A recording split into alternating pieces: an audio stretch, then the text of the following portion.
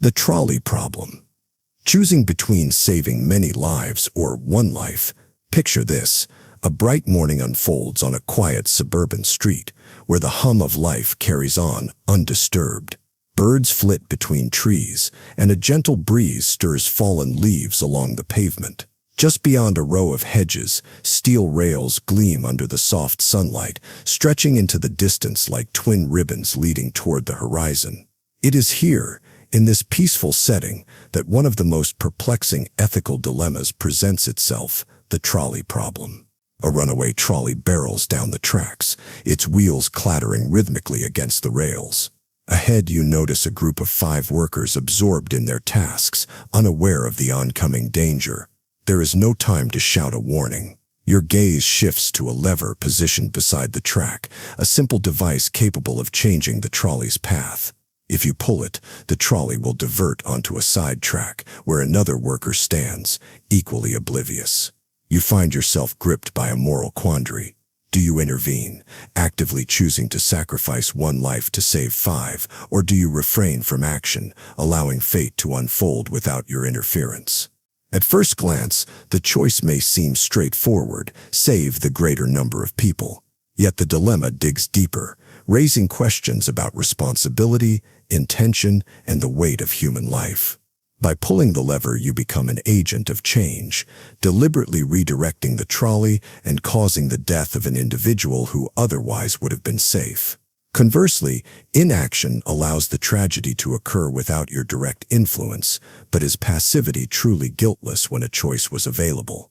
To grasp the complexity of this problem, imagine standing on the platform, your hand hovering over the lever. You can feel your heartbeat quicken as you envision the consequences of each decision. 5 lives versus 1. Numbers alone urge you toward a utilitarian perspective, prioritizing the greatest good for the greatest number. Yet morality is seldom governed by arithmetic. What if the lone worker is a parent, a teacher, or someone who has profoundly impacted others' lives? Does that knowledge tip the scales? Consider a variation. Instead of a lever, you are on a footbridge overlooking the tracks, standing beside a stranger. The trolley speeds toward the 5 workers below. There is no lever this time, but if you push the stranger onto the tracks, their weight would stop the trolley, saving the 5 at the cost of 1.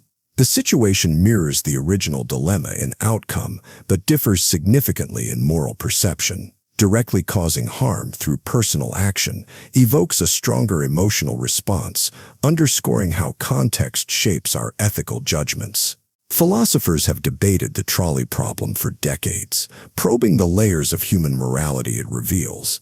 It challenges deontological ethics, which emphasize the morality of actions themselves, and utilitarianism, which focuses on outcomes. Is it ever justifiable to harm one person for the benefit of many? And if so, where do we draw the line? Real-world parallels make the dilemma more than an abstract thought experiment. Autonomous vehicle programming, for example, raises similar questions. Should a self-driving car swerve to avoid a group of pedestrians at the expense of its passengers' safety? Medical triage decisions, military strategies, and public policy choices often reflect the same moral calculus embedded in the trolley problem. While there may be no definitive solution, the thought experiment compels us to examine our moral instincts and ethical frameworks. It exposes the tension between emotional reactions and rational deliberations, inviting us to confront uncomfortable truths about responsibility and the value of life. As the trolley's clamor echoes in your mind, you are left with the lingering question: what would you do?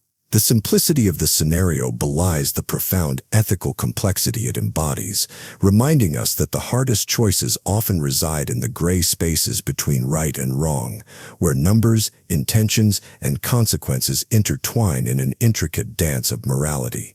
The organ donor dilemma: sacrificing one to save multiple patients. Imagine standing in the sterile hallway of a bustling hospital, fluorescent lights casting a stark glow on the polished floors. Around you, the air hums with the sounds of beeping monitors, hurried footsteps, and murmured conversations between doctors making life or death decisions. You are a brilliant surgeon, known for your expertise and ethical standards. Today, however, you face a decision unlike any you've encountered before. In one operating room lies a healthy individual who came in for a routine checkup. In 5 other rooms, patients teeter on the edge of death, each in desperate need of an organ transplant. One needs a heart, another lungs, the other's kidneys and liver. If you were to sacrifice the healthy person, you could save all 5 critically ill patients. But should you? At first glance, the moral choice seems agonizing. On one side, there is a single individual living a normal life, completely unaware of the ethical storm swirling around them. On the other, 5 lives hang in delicate balance, each with families hoping for a miracle. From a purely mathematical standpoint, saving 5 lives at the cost of 1 seems logical. More lives preserved means a better outcome, right? Yet, when you peel back the layers of numbers and focus on the human aspect, the simplicity of that calculation dissolves into complexity. Consider the principle of consent. The healthy individual did not volunteer their organs, nor did they agree to become a sacrificial savior. Their right to life, autonomy, and bodily integrity stands as a pillar of modern ethics. By forcibly taking their organs, you would be violating that foundational principle, setting a precedent that could erode trust in medical institutions. Imagine the chaos if people began to fear routine checkups, worrying they might be seen as potential organ donors against their will. Yet, the plight of the 5 patients cannot be ignored. Each person waiting for an organ has hopes, dreams, and loved ones who would be devastated by their loss. Their families hold vigils, whispering prayers in dimly lit waiting rooms, clutching at the faintest hope that a donor will appear in time. The weight of those expectations presses down like an invisible burden. Saving 5 lives could mean granting 5 families the joy of reunion and the relief of renewed hope. Philosophers often approach this dilemma through different ethical lenses. Utilitarianism, which seeks the greatest good for the greatest number, might advocate for sacrificing the 1 to save the 5. It focuses on outcomes and maximizing overall well-being. However, deontological ethics rooted in duties and rules would argue that taking an innocent life is inherently wrong, regardless of the potential benefits. Then there is virtue ethics, which asks what a compassionate, wise, and just person would do in this situation. Which perspective resonates with you? Imagine yourself in the patient's shoes. You go to the doctor expecting a clean bill of health, only to be faced with an unimaginable betrayal. Or place yourself in the shoes of one of the 5 patients, holding on to hope with every shallow breath. The dilemma isn't just about numbers, it's about the value we place on human dignity, rights, and the lengths to which we're willing to go to save lives. Real-world scenarios occasionally echo this puzzle. In organ donation policies, for instance, the debate between opt-in and opt-out systems raises questions about consent and societal responsibility. Some countries automatically enroll citizens as potential donors unless they explicitly refuse, aiming to increase donation rates and save lives. Others rely on voluntary participation, respecting individual autonomy, but often facing shortages that cost lives. Both approaches grapple with the delicate balance between personal rights and collective good. There is also the broader issue of fairness. Should the value of 1 life be weighed against many? What if the single healthy person were a renowned scientist on the verge of a groundbreaking discovery, or a parent with young children? Conversely, what if the 5 patients had led lives marked by harmful choices or criminal acts? Do their past actions influence the worth of saving them? These questions twist and turn, offering no easy answers. Then, there is the unsettling thought of what implementing such a decision would do to society. If sacrificing individuals for the greater good became acceptable, where would it stop? Could governments justify harvesting organs from marginalized groups or those deemed less valuable? History has shown the dangers of dehumanizing individuals for supposed collective benefits. The slippery slope looms large, cautioning us against seemingly logical but morally treacherous paths. Ultimately, the organ donor dilemma forces us to confront our core values. Do we prioritize the collective over the individual? Can ends ever truly justify means? And how do we navigate the murky waters where morality, legality, and human emotion collide? Standing in that hospital hallway, the clock ticking, lives depending on your choice. What would you decide? The answer may not be clear, but the questions linger, challenging us to examine what it truly means to value human life. The Lifeboat Dilemma, deciding who survives when resources are scarce.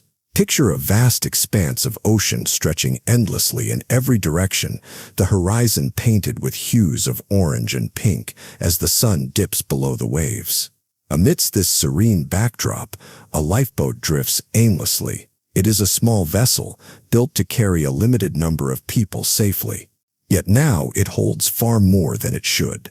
Water laps at its sides, threatening to flood the boat with every passing swell. The faces of those aboard tell a story of exhaustion, fear, and a desperate hope for rescue. The Lifeboat Dilemma places you right in this scenario, with too many passengers and the boat on the verge of capsizing. What should be done? Should some be cast overboard to save the majority, or should everyone remain, risking the lives of all? This moral conundrum is as chilling as the ocean air brushing against the skin of those clinging to the sides of the boat. Imagine a scenario where the lifeboat is designed to hold 10 people, but there are 15 aboard. The weight strains the boat's capacity, causing it to sink lower with each passing minute. If no action is taken, the boat will soon overturn, plunging everyone into the frigid depths. Yet deciding who should be sacrificed brings forth a cascade of unsettling questions. Should decisions be made based on age, health, or societal value? Is it right to prioritize the young over the old, the strong over the weak, or those with dependents over those alone?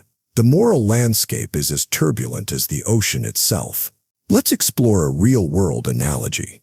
In 1943, the British ship HMS Laconia was sunk, and survivors faced similar lifeboat dilemmas. Overcrowded boats meant difficult choices. Some had to be turned away, while others clung to the sides until their strength gave out.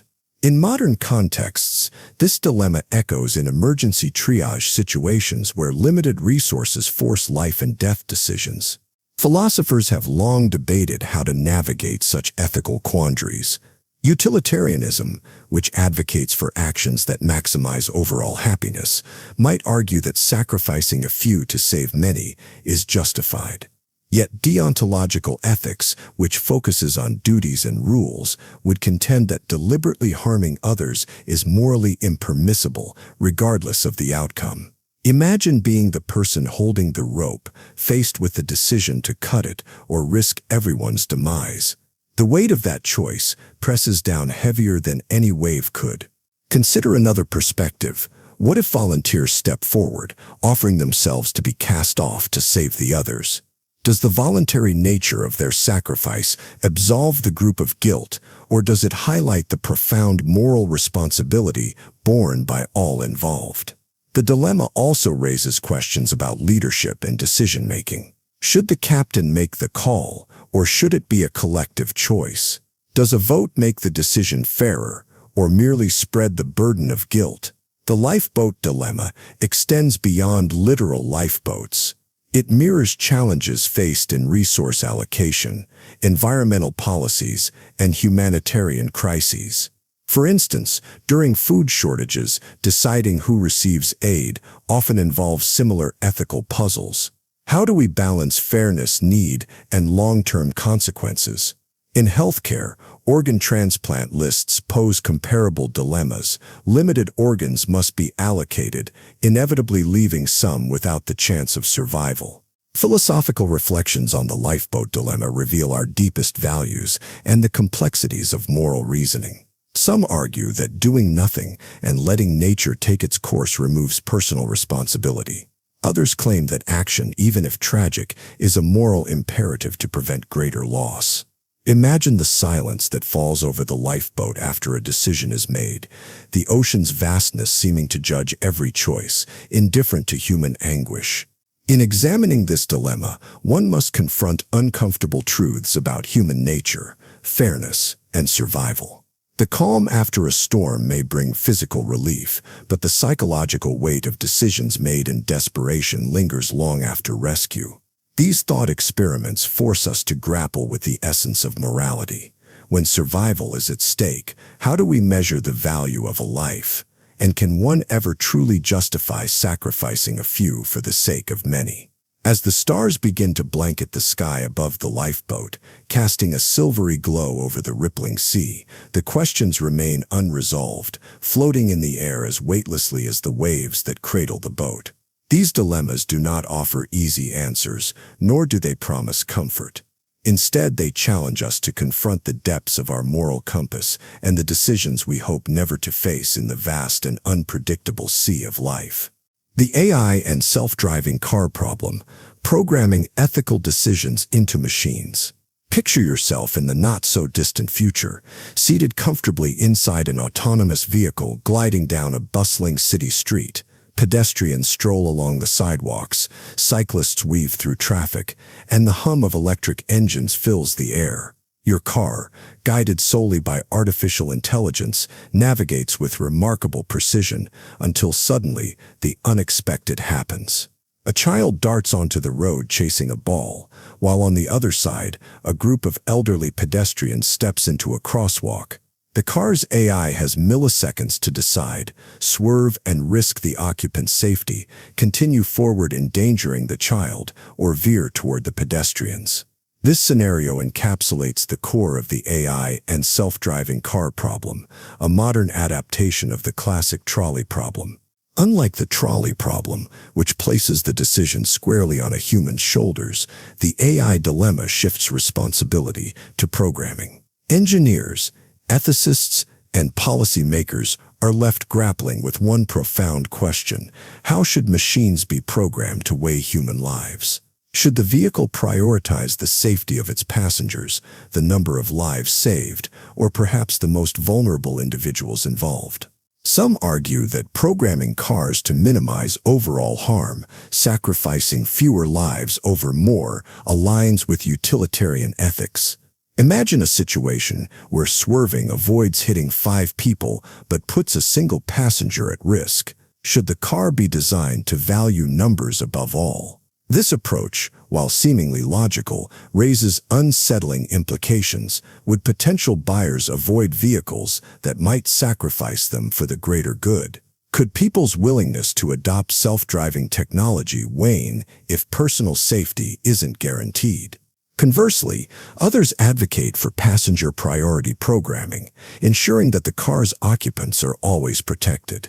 This perspective emphasizes individual responsibility. Passengers choose to ride in the vehicle, so it should serve their interests. However, what happens when this stance leads to preventable tragedies for pedestrians and other road users?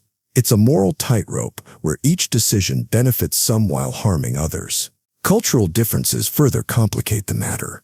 Studies show that people from different countries prioritize various ethical principles. In some societies, protecting the young may take precedence, while others might emphasize respecting elders or preserving law-abiding citizens over jaywalkers. Should AI systems cater to regional values, or is there a need for universal ethical standards? If the latter, whose morals define them? Beyond the theoretical lies a pragmatic hurdle: predictability. Suppose all cars prioritize pedestrians. Could malicious individuals exploit this by stepping into traffic, knowing cars will stop? Conversely, if cars consistently favor occupants, pedestrian safety might diminish, making city environments less walkable and safe. These unintended consequences reveal the complexity of translating ethics into code. One proposed solution involves transparency and choice. Manufacturers could offer customizable ethical settings, letting users select their moral preferences. Yet this introduces new ethical dilemmas. Should individuals have the right to decide whose life their vehicle values more? Could such choices lead to societal inequalities, where wealthier users opt for self-preservation settings, while others bear the consequences? Legal accountability also looms large. In the aftermath of a fatal accident, who is responsible? The programmer, the manufacturer, the car owner, or the AI itself. Establishing clear liability is vital, yet challenging. Holding engineers accountable for every possible scenario could stifle innovation, while blaming AI, an entity without consciousness, raises philosophical and legal paradoxes. While technological advancements accelerate, regulatory bodies race to catch up. International collaborations strive to establish guidelines, but consensus proves elusive. Balancing safety, morality, and public acceptance is no simple task. As self-driving cars edge closer to mainstream adoption, society faces a collective decision: what values should be embedded into our machines.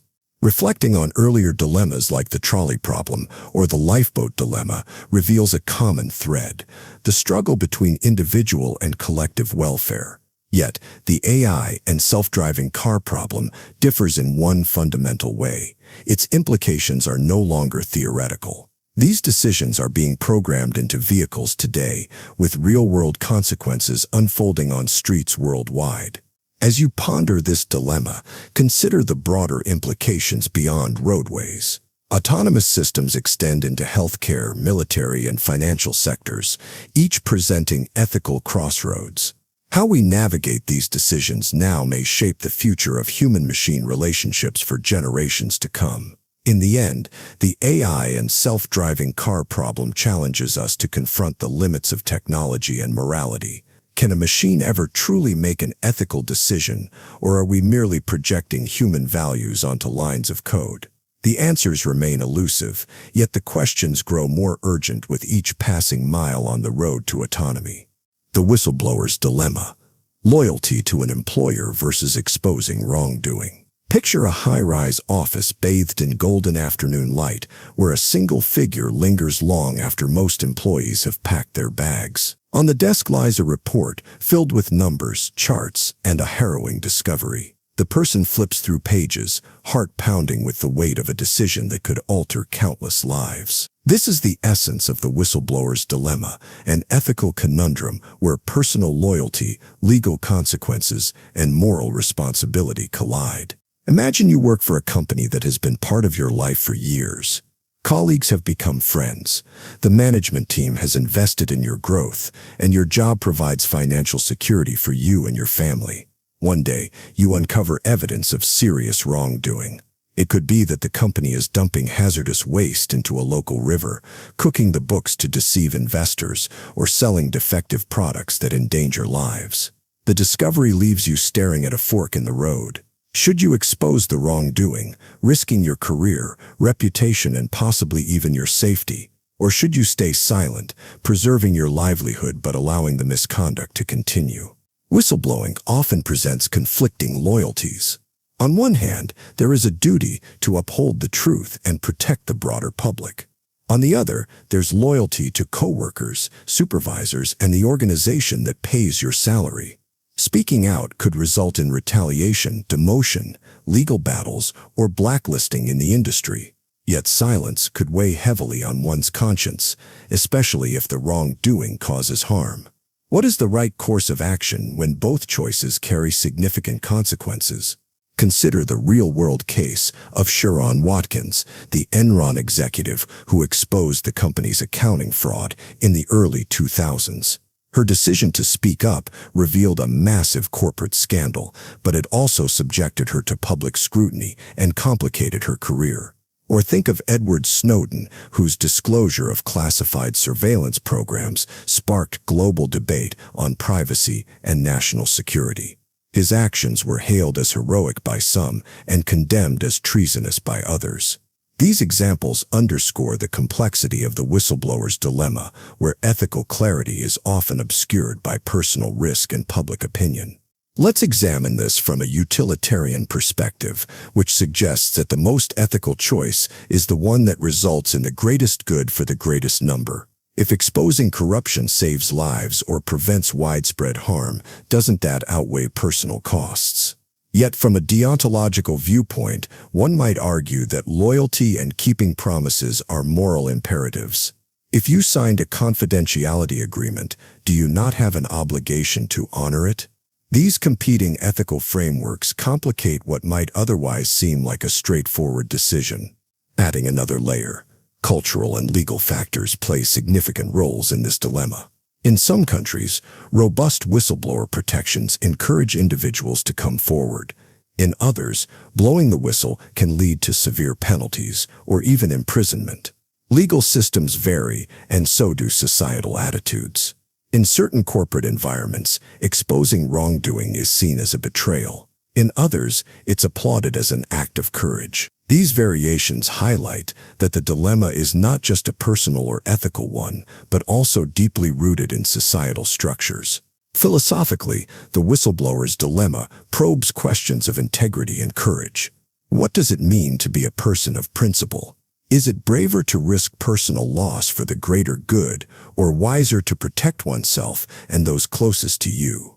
Imagine standing before a closed door, behind which lies the truth waiting to be revealed. Opening it might unleash consequences you can't predict, but leaving it closed allows harm to persist. Which choice can you live with? The heart of this dilemma lies in that haunting question. Real-world analogies further illustrate the complexity. Picture being on a ship where you discover a structural flaw that could cause it to sink. Reporting it could delay the journey and incur massive costs, upsetting passengers and crew. Ignoring it might keep things smooth for now, but could lead to catastrophe later.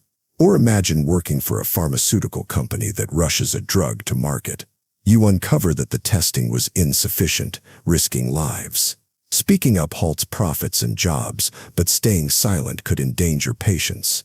Both scenarios force a reckoning between immediate consequences and long-term effects.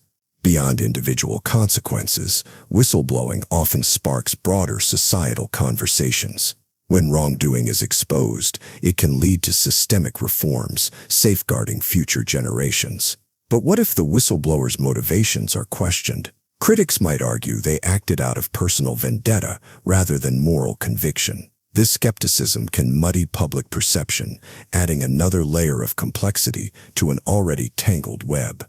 In reflecting on the whistleblower's dilemma, one must grapple with competing values: honesty versus loyalty, self-preservation versus altruism, short-term stability versus long-term justice.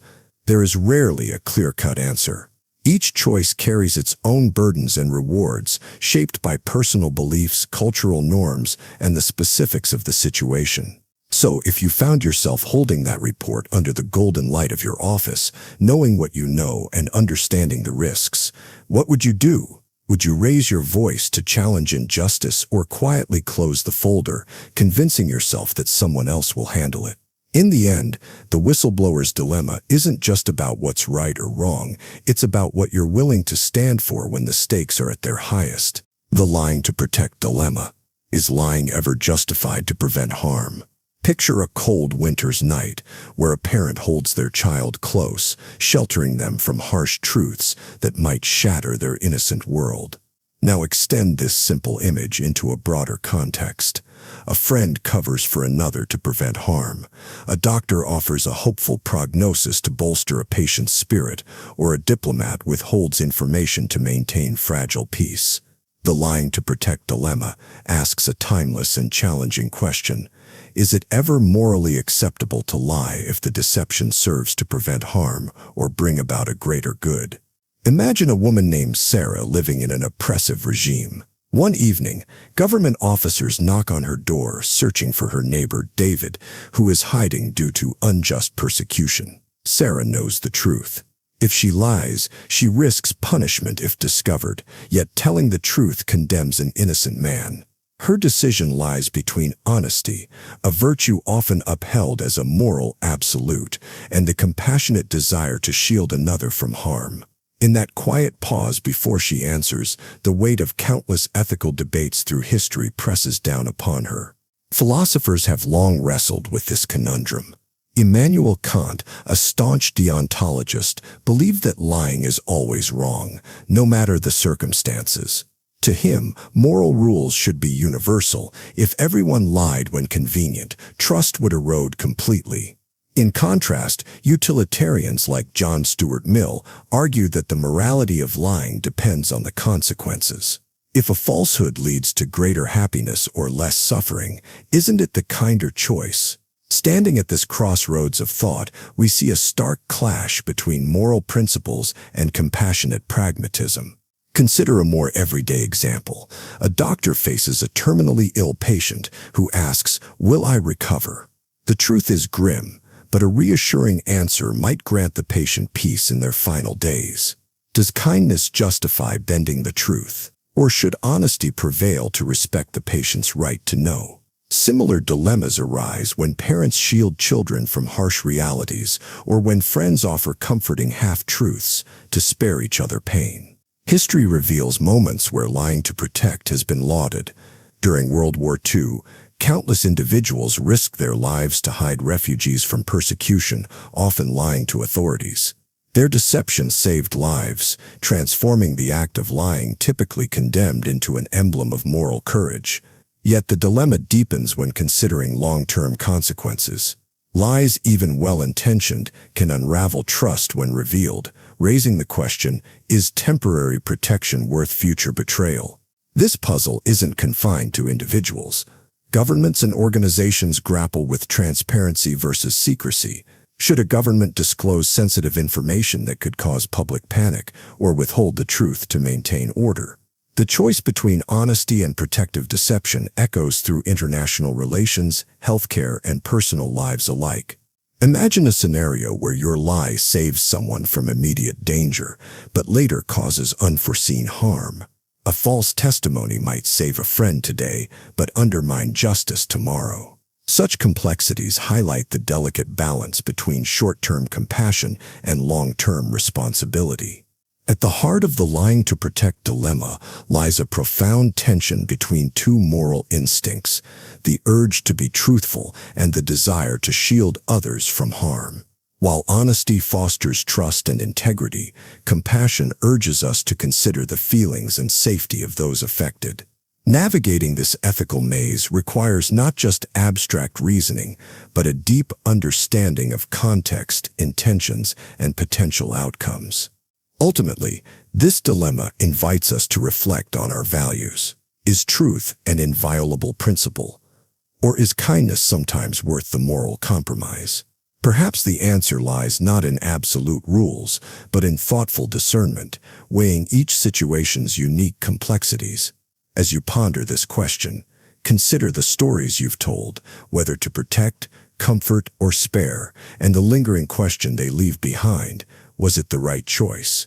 Ethical dilemmas like this challenge us to look beyond black and white answers, urging us to embrace the nuanced shades of human morality. In that gray space where truth and compassion intertwine, we confront the profound complexities of what it means to do the right thing. The animal testing controversy, balancing human benefit against animal suffering. Imagine stepping into a gleaming research laboratory where the air hums with anticipation and the faint scent of disinfectant lingers. On pristine countertops lie rows of glass vials, their contents shimmering under fluorescent lights. In the corner, a cage houses a small white rabbit, its nose twitching with curiosity and fear.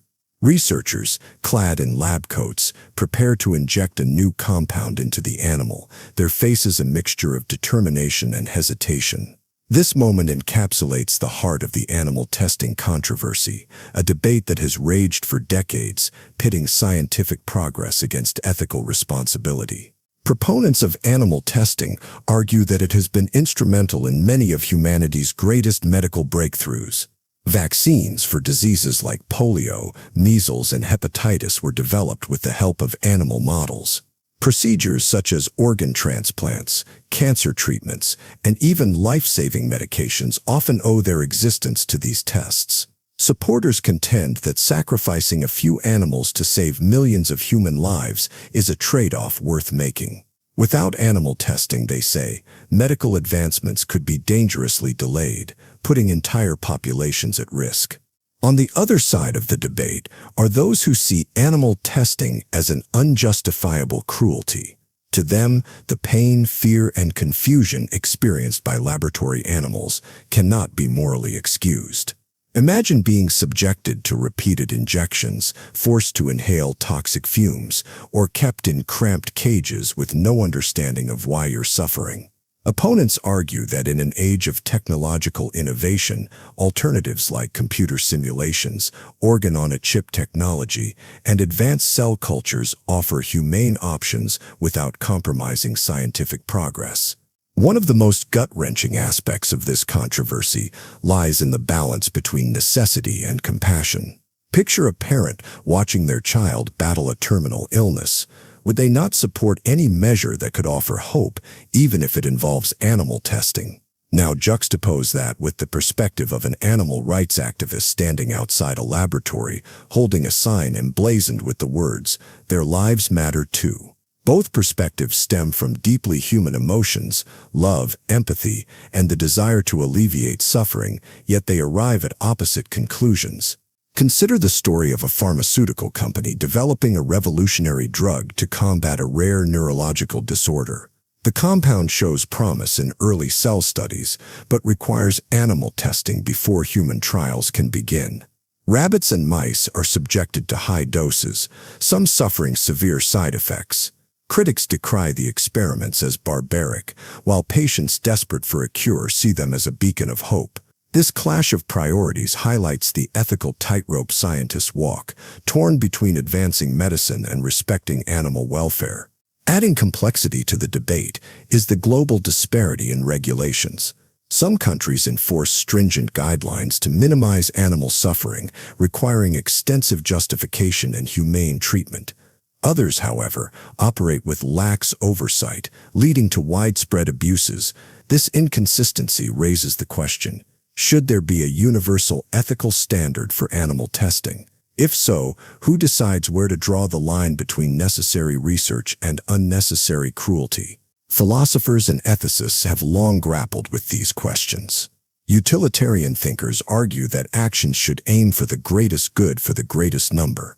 By this logic, if animal testing saves countless human lives, it is morally permissible. Deontologists, however, maintain that certain actions, like causing harm, are inherently wrong, regardless of the outcome. This ethical tug-of-war forces society to confront uncomfortable truths about the value we place on different forms of life. Real-world examples further complicate the issue. Cosmetic testing on animals, often criticized for being non-essential, has been banned in several countries due to public outcry. Yet in some regions, it remains common practice. Medical testing, while generally more accepted, still faces scrutiny, especially when alternative methods are available. The tension lies in defining what constitutes a necessary use of animal testing. Is it only for life-saving treatments, or does improving quality of life, such as developing arthritis medications, also qualify? Then there's the cultural dimension. In certain societies, animals are revered and protected, while in others they are seen primarily as resources. This cultural lens shapes how communities view animal testing, influencing laws, consumer behavior, and public opinion. It raises a poignant question: are our ethical standards shaped by objective morality, or are they a reflection of cultural norms and personal biases? Technological advancements offer a glimmer of hope in bridging this ethical divide. Innovations like 3D printed organs and artificial intelligence simulations promise to reduce, if not eliminate, the need for animal subjects. Yet these technologies are still evolving and may not fully replace the complexity of living organisms in research. In the meantime, researchers face an ongoing dilemma: how to pursue scientific discovery without compromising their moral compass. The animal testing controversy ultimately challenges us to examine our values. Do we prioritize human advancement at all costs, or do we expand our circle of compassion to include other sentient beings? There are no easy answers, only difficult choices that reflect the complexities of modern science and ethics. As society continues to grapple with this issue, one thing remains clear: the conversation must continue, driven by empathy, reason, and an unwavering commitment to doing what's right, even when the path forward is anything but clear. The cultural appropriation debate: where is the line between appreciation and exploitation? Picture a grand festival unfolding beneath a sky painted with vibrant hues of twilight. Music fills the air, laughter ripples through the crowd, and people adorned in colorful garments dance to rhythms that have traversed continents. Amidst the celebration, you notice someone wearing a traditional headdress from a culture vastly different from their own. Their outfit draws admiration and criticism alike, sparking a whirlwind of conversations. This scenario embodies the heart of the cultural appropriation debate, a complex dilemma that navigates the fine line between appreciation and exploitation. Cultural appropriation occurs when individuals adopt elements of a culture not their own, often without understanding or respecting its significance. This becomes especially controversial when the borrowing culture holds more power or privilege, while the originating culture has historically faced marginalization or oppression. The debate intensifies when symbols deeply rooted in tradition, spirituality, or identity are commercialized or trivialized. Consider a popular example, a fashion designer showcasing a collection inspired by indigenous patterns and garments. On the surface, it appears as a tribute to rich cultural heritage. However, critics argue that profiting from designs without involving or compensating the communities from which they originate transforms admiration into exploitation. Imagine a sacred textile pattern passed down through generations being replicated for mass-produced accessories. For those who hold these traditions dear, such actions can feel like erasure rather than honor. On the other side, proponents of cultural exchange argue that sharing traditions fosters understanding and unity. Throughout history, cultures have borrowed and blended. No art form, cuisine, or language exists in total isolation. A chef drawing inspiration from global flavors, or a musician incorporating foreign instruments, might genuinely seek to celebrate diversity. Yet the question remains, where does respectful exchange end and harmful appropriation begin? To further explore this conundrum, envision an artist painting murals inspired by traditional Aboriginal art without consulting the community. Their intent may stem from admiration, but Aboriginal art often holds spiritual meanings and stories that aren't meant for public dissemination. Without consent, the artwork risks distorting or disrespecting those narratives. Conversely, collaborative projects where communities are actively involved, credited, and compensated transform potential appropriation into mutual appreciation. Reflect on how cultural appropriation intersects with power dynamics. When dominant cultures commodify symbols from marginalized groups, it can perpetuate historical injustices. Traditional hairstyles, clothing, or religious symbols may be deemed fashionable on celebrities while stigmatized on individuals from the originating culture. This disparity underscores the importance of context and sensitivity. Globalization adds another layer of complexity. Travel and digital connectivity expose people to diverse traditions, making cross-cultural influence almost inevitable. Wearing a kimono at a Japanese tea ceremony as part of cultural immersion differs vastly from donning it at a party without understanding its significance. The former embodies respectful engagement, while the latter risks reducing culture to mere aesthetics. Is intent enough to justify cultural borrowing? Many argue that even well-meaning actions can cause harm if they disregard historical context or the voices of those impacted. Others contend that strict boundaries may stifle cultural evolution and connection. This tension highlights the need for ongoing dialogue, empathy, and awareness. The cultural appropriation debate invites us to ponder deeper questions. How can we honor the richness of global traditions without overshadowing those to whom they belong?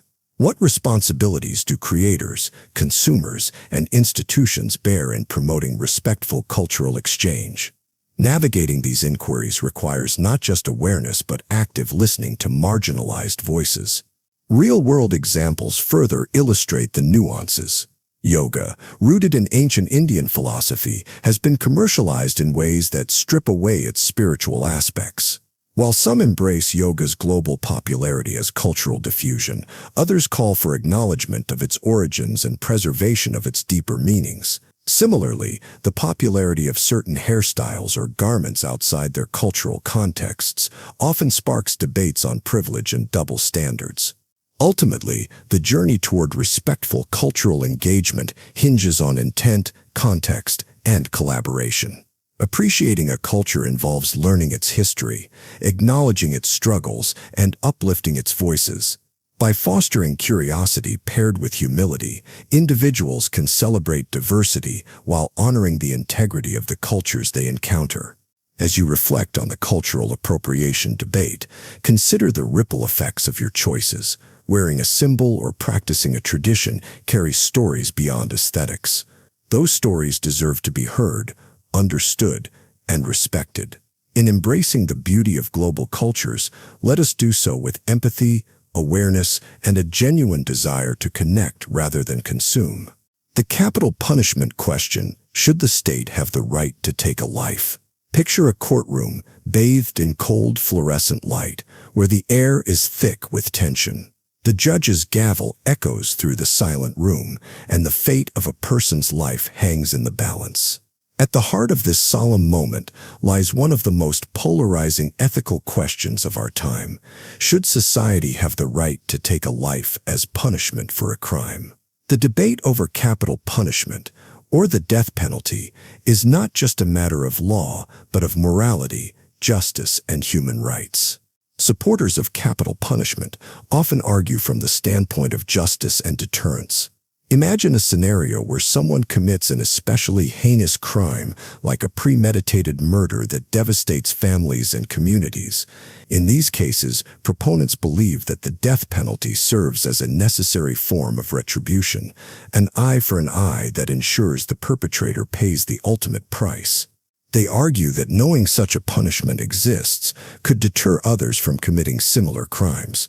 Consider a busy highway where speeding fines are harsh. Drivers tend to slow down to avoid punishment. Similarly, advocates claim that the mere existence of capital punishment can prevent potential criminals from acting on violent impulses.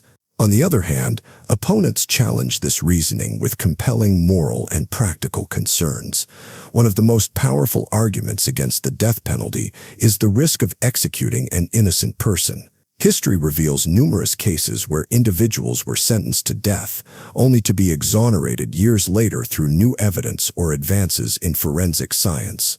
Imagine spending decades behind bars for a crime you didn't commit, knowing that every appeal could be your last chance. For critics, even a single wrongful execution is an unacceptable failure of justice. Another point of contention is whether capital punishment truly serves as an effective deterrent. Studies across various countries and legal systems have shown conflicting results, with some suggesting no significant difference in crime rates between regions with and without the death penalty. Picture two neighboring towns. One enforces capital punishment for severe crimes, while the other imposes life imprisonment without parole. Surprisingly, crime rates in both towns remain similar, challenging the assumption that fear of execution deters criminals more effectively than long-term incarceration. Ethical considerations deepen the dilemma. Is it morally justifiable to respond to violence with state-sanctioned killing? Critics argue that doing so undermines the very principles of human dignity and compassion that a just society should uphold. They point out that life imprisonment allows for rehabilitation and remorse, options permanently closed off by execution. From this perspective, taking a life, even that of a criminal, perpetuates a cycle of violence rather than resolving it. Cultural and societal values also influence how people view capital punishment. In some cultures, retribution is seen as a crucial element of justice, while others emphasize forgiveness and restorative practices. Consider Japan, where capital punishment is carried out but public discussion around it remains subdued, versus many European nations that have abolished the practice entirely, citing human rights concerns. This global divide highlights how ethics are often shaped by history, tradition, and collective values. Practical factors, too, play a significant role. Death penalty cases are notoriously expensive, requiring lengthy trials, numerous appeals, and heightened security measures. These costs often surpass those of sentencing a person to life without parole, raising questions about the best use of public resources. Could the funds be better allocated toward crime prevention programs, victim support services, or improving prison conditions? Philosophically, the debate invites us to ponder the fundamental purpose of punishment. Should it be about retribution, deterrence, rehabilitation, or protection of society? If the goal is to make society safer, some argue that life imprisonment achieves this without the moral and ethical complexities of execution. Others maintain that certain crimes are so egregious that only the death penalty provides a sense of closure and justice for victims' families.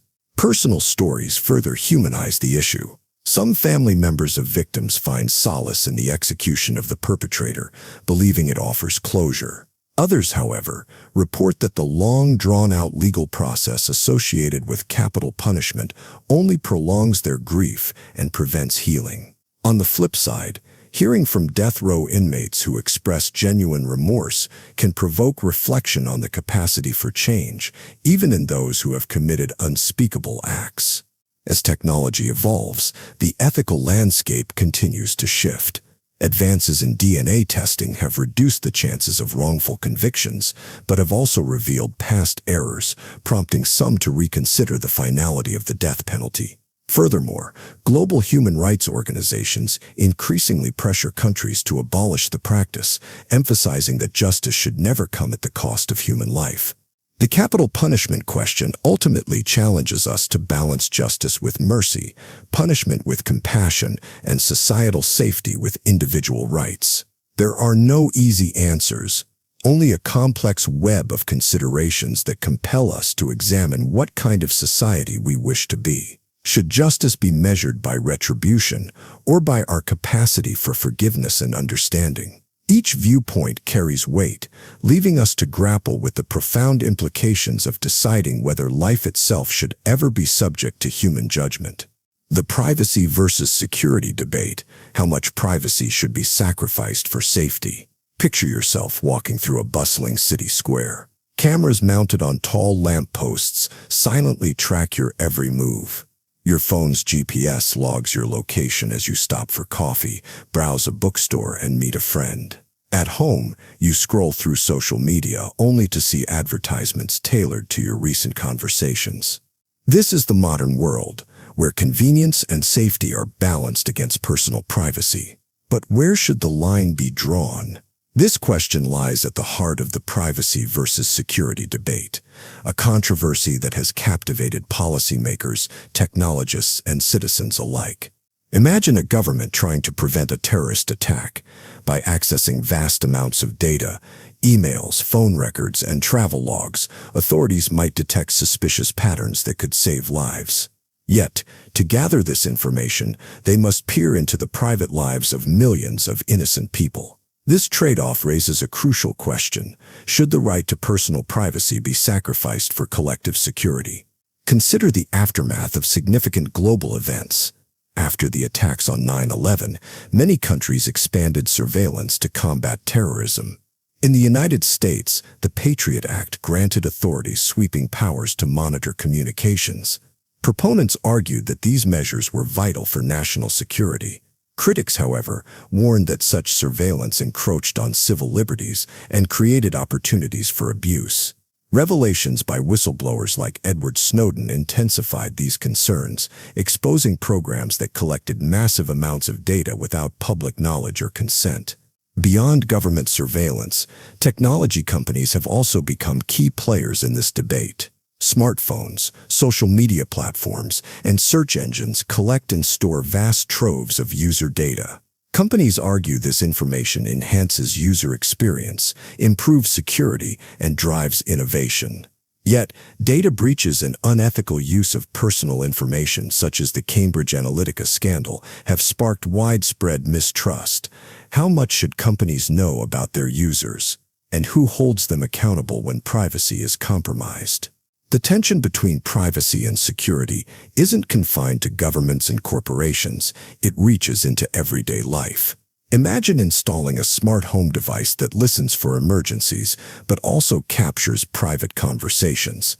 Or consider facial recognition software that identifies criminals in a crowd, but might also misidentify innocent people or be used to monitor dissent.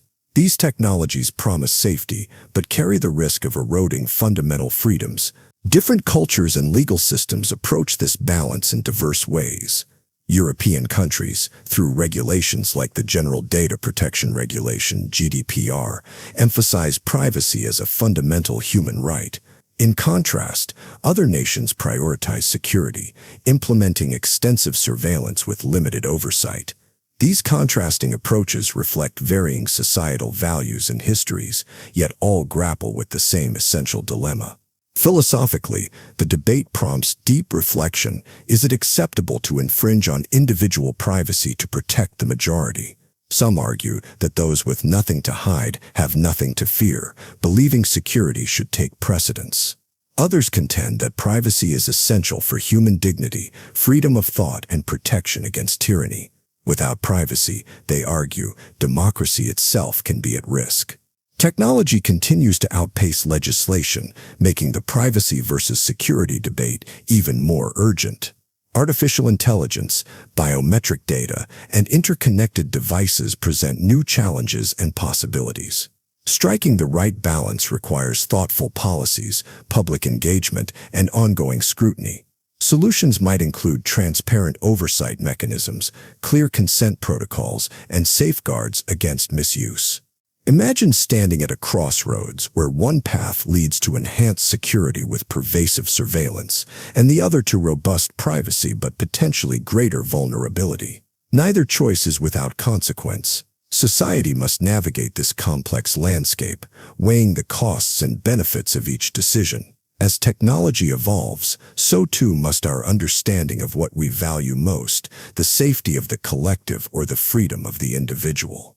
The privacy versus security debate remains unresolved, but it compels us to ask essential questions about the kind of world we want to live in. How much are we willing to sacrifice to feel safe? And can we achieve both privacy and security without compromising either? These questions, challenging and profound, demand our careful consideration as technology continues to shape our lives. The genetic engineering ethics. Should humans alter nature at the genetic level? Imagine a future where scientists can alter the very fabric of life, where diseases are eradicated before birth, crops withstand the harshest climates, and human longevity stretches beyond what we once thought possible. This is not the plot of a distant science fiction novel, but the reality genetic engineering brings into focus. With the power to rewrite DNA, humanity stands at the threshold of unprecedented possibilities and equally profound ethical challenges. Genetic engineering involves modifying the genes of organisms to achieve desired traits. In agriculture, it has revolutionized food production. Crops like corn and soybeans have been engineered to resist pests and tolerate herbicides, increasing yields and reducing farming costs. Yet questions arise, should we manipulate nature to this extent? What are the long-term consequences of consuming genetically modified organisms? Some argue that this technology ensures food security for millions, while critics worry about potential environmental damage and unforeseen health effects. The ethical debate intensifies when it comes to human genetic engineering. Technologies like CRISPR have opened doors to correcting genetic disorders. Imagine preventing conditions like cystic fibrosis or Huntington's disease before a child is born. For families plagued by hereditary illnesses, this possibility feels like a miracle. However, when science ventures beyond disease prevention to enhancements like selecting for height, intelligence, or eye color, the waters grow murky. Should parents have the right to design their children? Does this risk creating a divide between those who can afford genetic enhancements and those who cannot, potentially deepening societal inequalities? Consider the hypothetical scenario of a couple wanting to engineer their unborn child for superior cognitive abilities. While their intentions stem from wanting the best for their child, this decision could set a precedent. If intelligence becomes something that can be purchased, will society begin to value individuals differently based on genetic modifications? This raises the specter of a future where natural human diversity is diminished, replaced by a homogenized standard of perfection. Animal genetic engineering adds another layer to the ethical puzzle. Scientists have developed pigs that grow organs suitable for human transplants, potentially saving countless lives. Yet altering animals for human benefit raises concerns about animal welfare. Are we overstepping moral boundaries by manipulating living beings to serve our needs? Some argue that if it alleviates human suffering, the benefits justify the means. Others contend that such practices commodify life in a troubling way. Environmental impacts cannot be overlooked.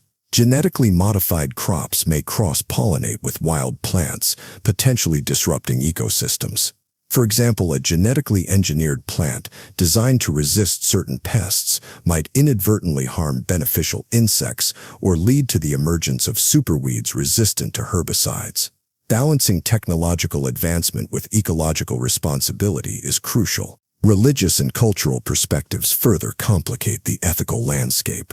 Many traditions view life as sacred and believe that altering genetic material interferes with natural or divine processes. Others argue that using technology to alleviate suffering aligns with humanity's responsibility to improve lives. Navigating these diverse viewpoints requires thoughtful dialogue and respect for differing beliefs. A fundamental question emerges: who decides the limits of genetic engineering? Governments, scientists, and ethicists debate regulations, but public input remains vital. Transparent discussions involving diverse voices can help shape policies that reflect collective values rather than the interests of a select few. Historically, scientific advancements have often outpaced ethical considerations. The development of nuclear energy, for instance, brought both revolutionary power generation and devastating weapons. Genetic engineering holds similar dual potential for incredible good or profound harm. Learning from past innovations underscores the importance of foresight and caution. Philosophically, genetic engineering forces us to confront what it means to be human.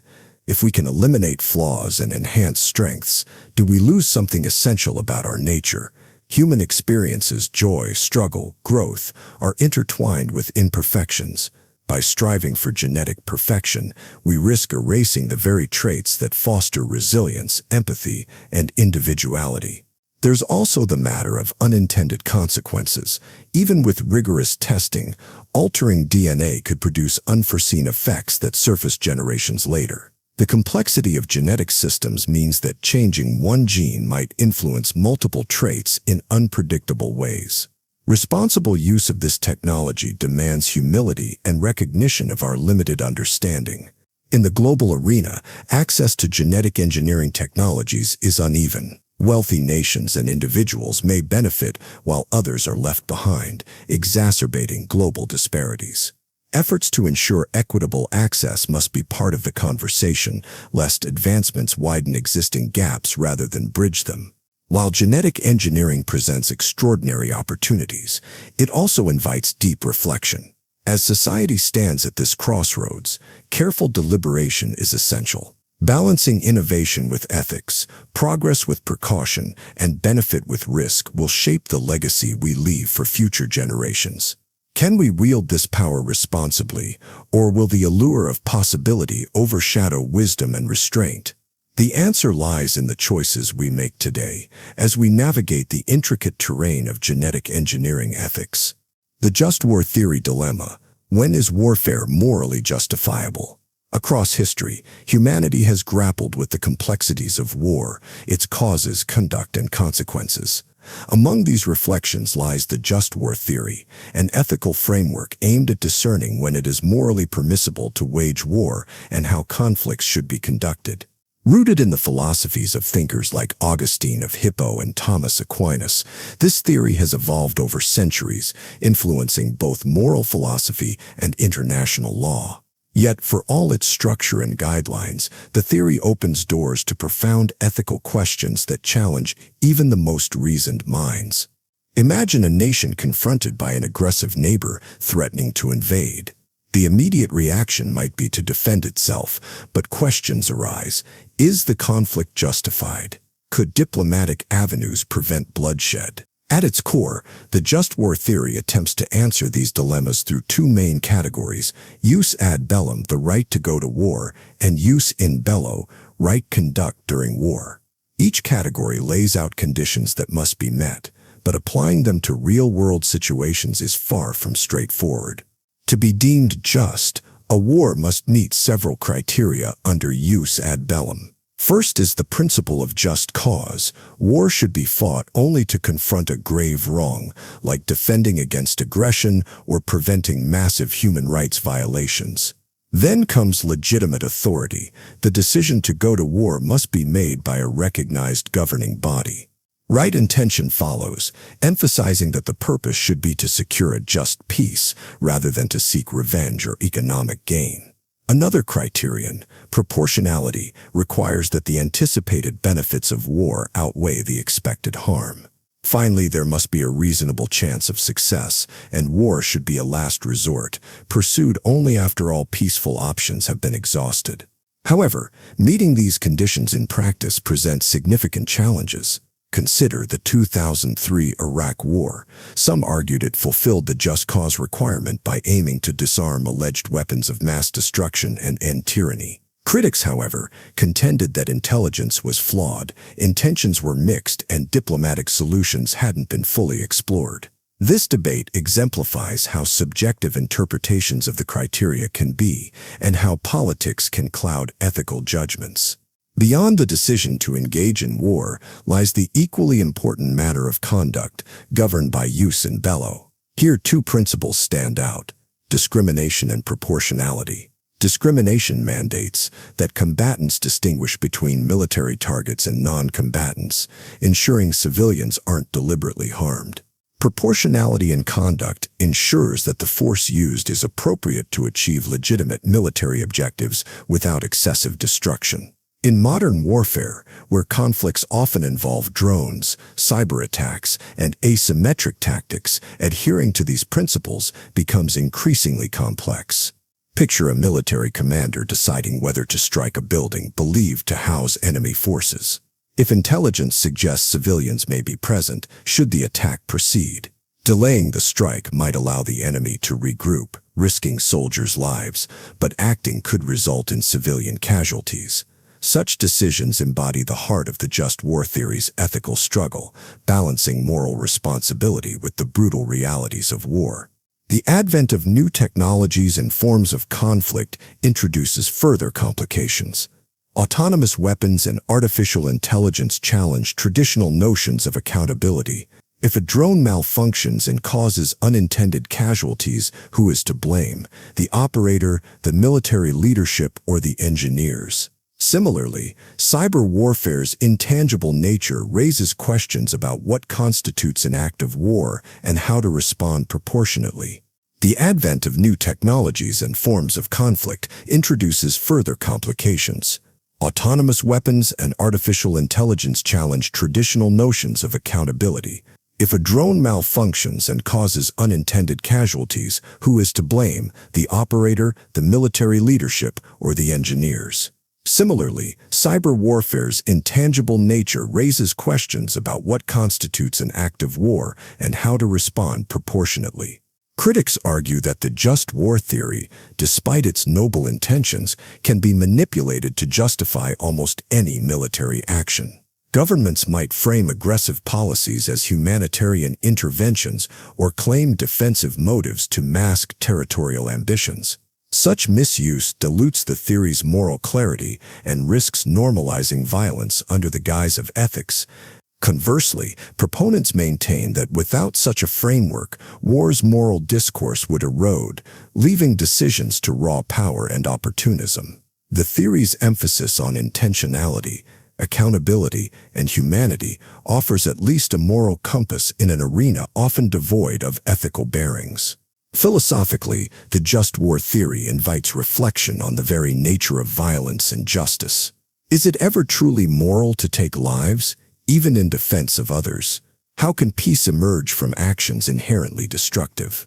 These questions have no easy answers, yet they compel societies to confront the weight of their choices.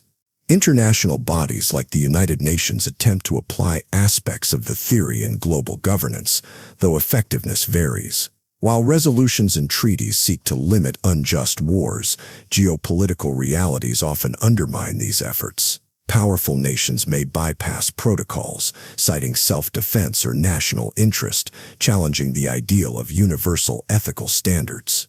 Despite its flaws and limitations, the just war theory endures because it strives to humanize one of humanity's darkest endeavors. It acknowledges that while war may sometimes be unavoidable, it must never be entered lightly or waged without regard for human dignity. By prompting rigorous scrutiny of motives and methods, the theory urges caution and responsibility. In contemplating the just war theory, one is reminded that ethics in warfare isn't about finding perfect solutions. It's about grappling with impossible choices and striving for the least harmful path. When leaders decide the fates of millions, these ancient principles echo through their deliberations, reminding them and us that even amidst conflict, conscience should never be silenced. The corporate responsibility conflict. Profits versus environmental and social obligations. Picture a bustling city skyline, its towers gleaming under the morning sun. Within these corporate giants, decisions are being made, choices that ripple across economies, communities, and the environment. Among the many questions executives face, one stands out: how far should a company go to balance profit with social and environmental responsibility? This conflict, known as the corporate responsibility conflict, raises a crucial question: should corporations focus solely on maximizing shareholder value, or should they extend their duty to employees, customers, local communities, and the environment? Historically, the concept of corporate responsibility was straightforward. In the mid-20th century, economist Milton Friedman famously asserted that a company's primary obligation is to its shareholders. According to his view, as long as a business operates within the bounds of the law, its ultimate goal should be to increase profits. This perspective simplified corporate decision-making, but left out broader societal concerns. Yet, as the world has grown more interconnected, the ramifications of this narrow focus have become increasingly apparent. Consider a global clothing manufacturer that outsources production to countries with lower labor costs. From a financial standpoint, the decision reduces expenses and boosts profits. However, reports emerge revealing poor working conditions and unfair wages in these factories. Consumers and human rights activists voice outrage, demanding accountability. The company faces a dilemma: maintain lower costs and risk public backlash, or improve working conditions, which could increase production expenses and reduce profit margins. Environmental concerns further complicate this issue. Imagine an energy company contemplating drilling in a region rich in oil, but also home to endangered species and indigenous communities. The potential financial gain is immense, promising substantial returns for investors, yet local residents fear ecological destruction and cultural displacement. Should the company proceed in the name of profit, or should it honor its broader responsibility to preserve the environment and respect human rights? Some corporations strive to embrace what's known as a triple bottom line: people, planet, and profit. By prioritizing sustainability and ethical practices, these businesses aim to create long-term value beyond immediate financial gain. For instance, tech companies investing in renewable energy sources reduce their carbon footprints while enhancing their public image. Such initiatives, while often costly upfront, can foster customer loyalty and attract socially conscious investors.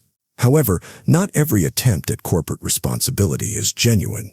Greenwashing, the practice of promoting an environmentally friendly image without substantial action, has become a growing concern. Picture a beverage company boasting about recyclable packaging while its factories pollute nearby rivers. These contradictions highlight the complexity of assessing true corporate responsibility. How can consumers and regulators distinguish sincere efforts from marketing ploys? Globalization adds another layer to this conflict. Multinational corporations operate in diverse cultural and legal environments, where ethical standards may vary. In one country, strict environmental regulations force companies to innovate cleaner technologies. In another, lax oversight may tempt firms to cut corners for higher profits. Navigating these discrepancies requires not just compliance with laws, but a deeper commitment to universal ethical principles. The debate intensifies when considering technological advancements. Social media platforms, for instance, grapple with balancing free speech and content moderation. Should they prioritize user growth and engagement, or should they invest more resources into preventing the spread of harmful misinformation? Each choice carries implications for public trust and corporate credibility.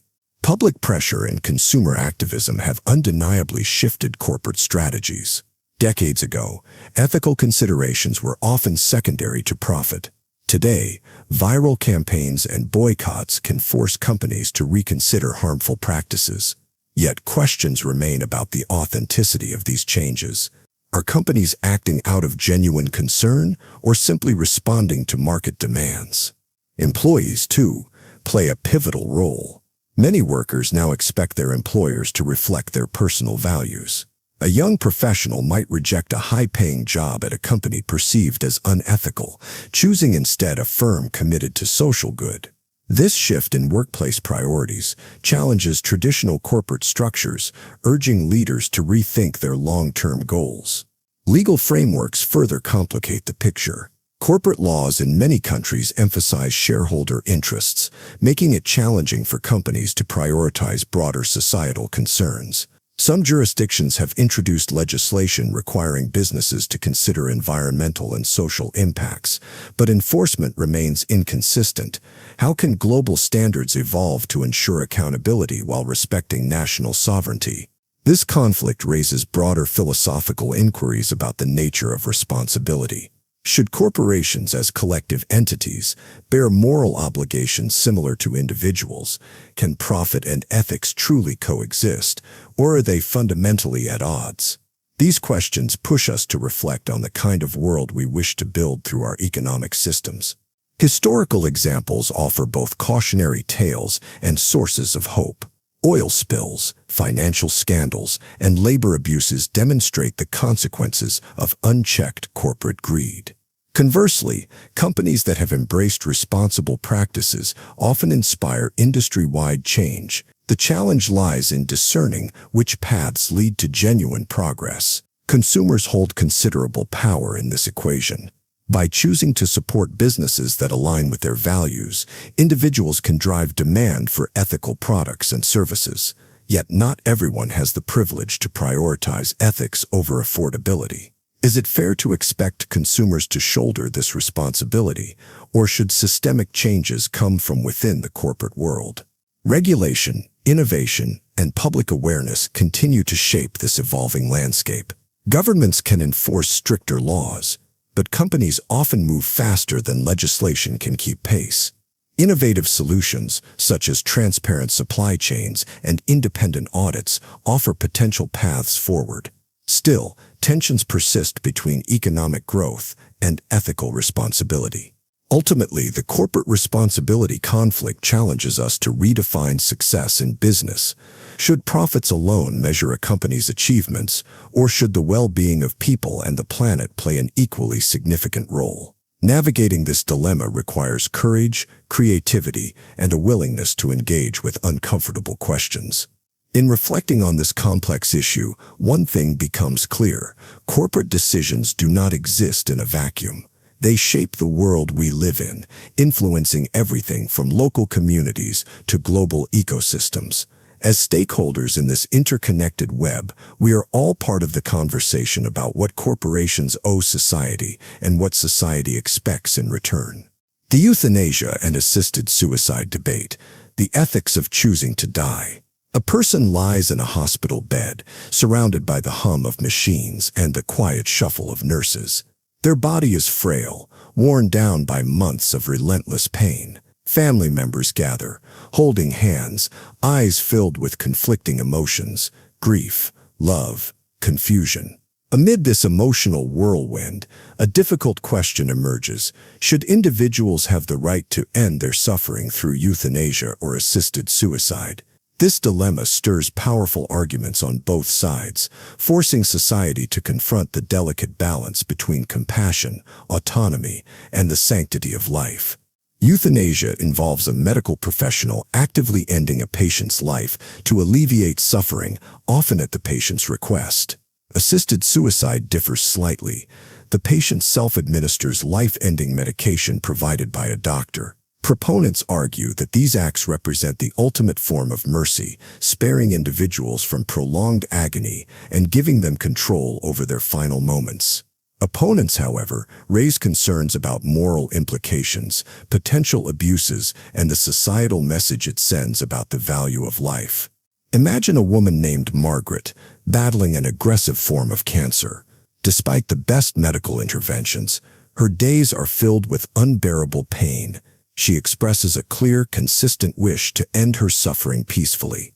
Her family, torn between honoring her autonomy and holding on to hope, grapples with the decision.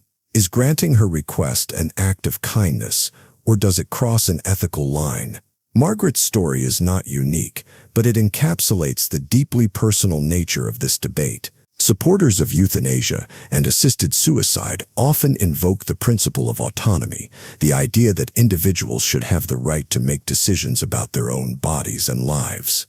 They argue that just as people can refuse life-sustaining treatments, they should be allowed to choose a dignified end to intolerable suffering. Some point to jurisdictions like the Netherlands, Belgium, and certain U.S. states where such practices are legal under strict regulations.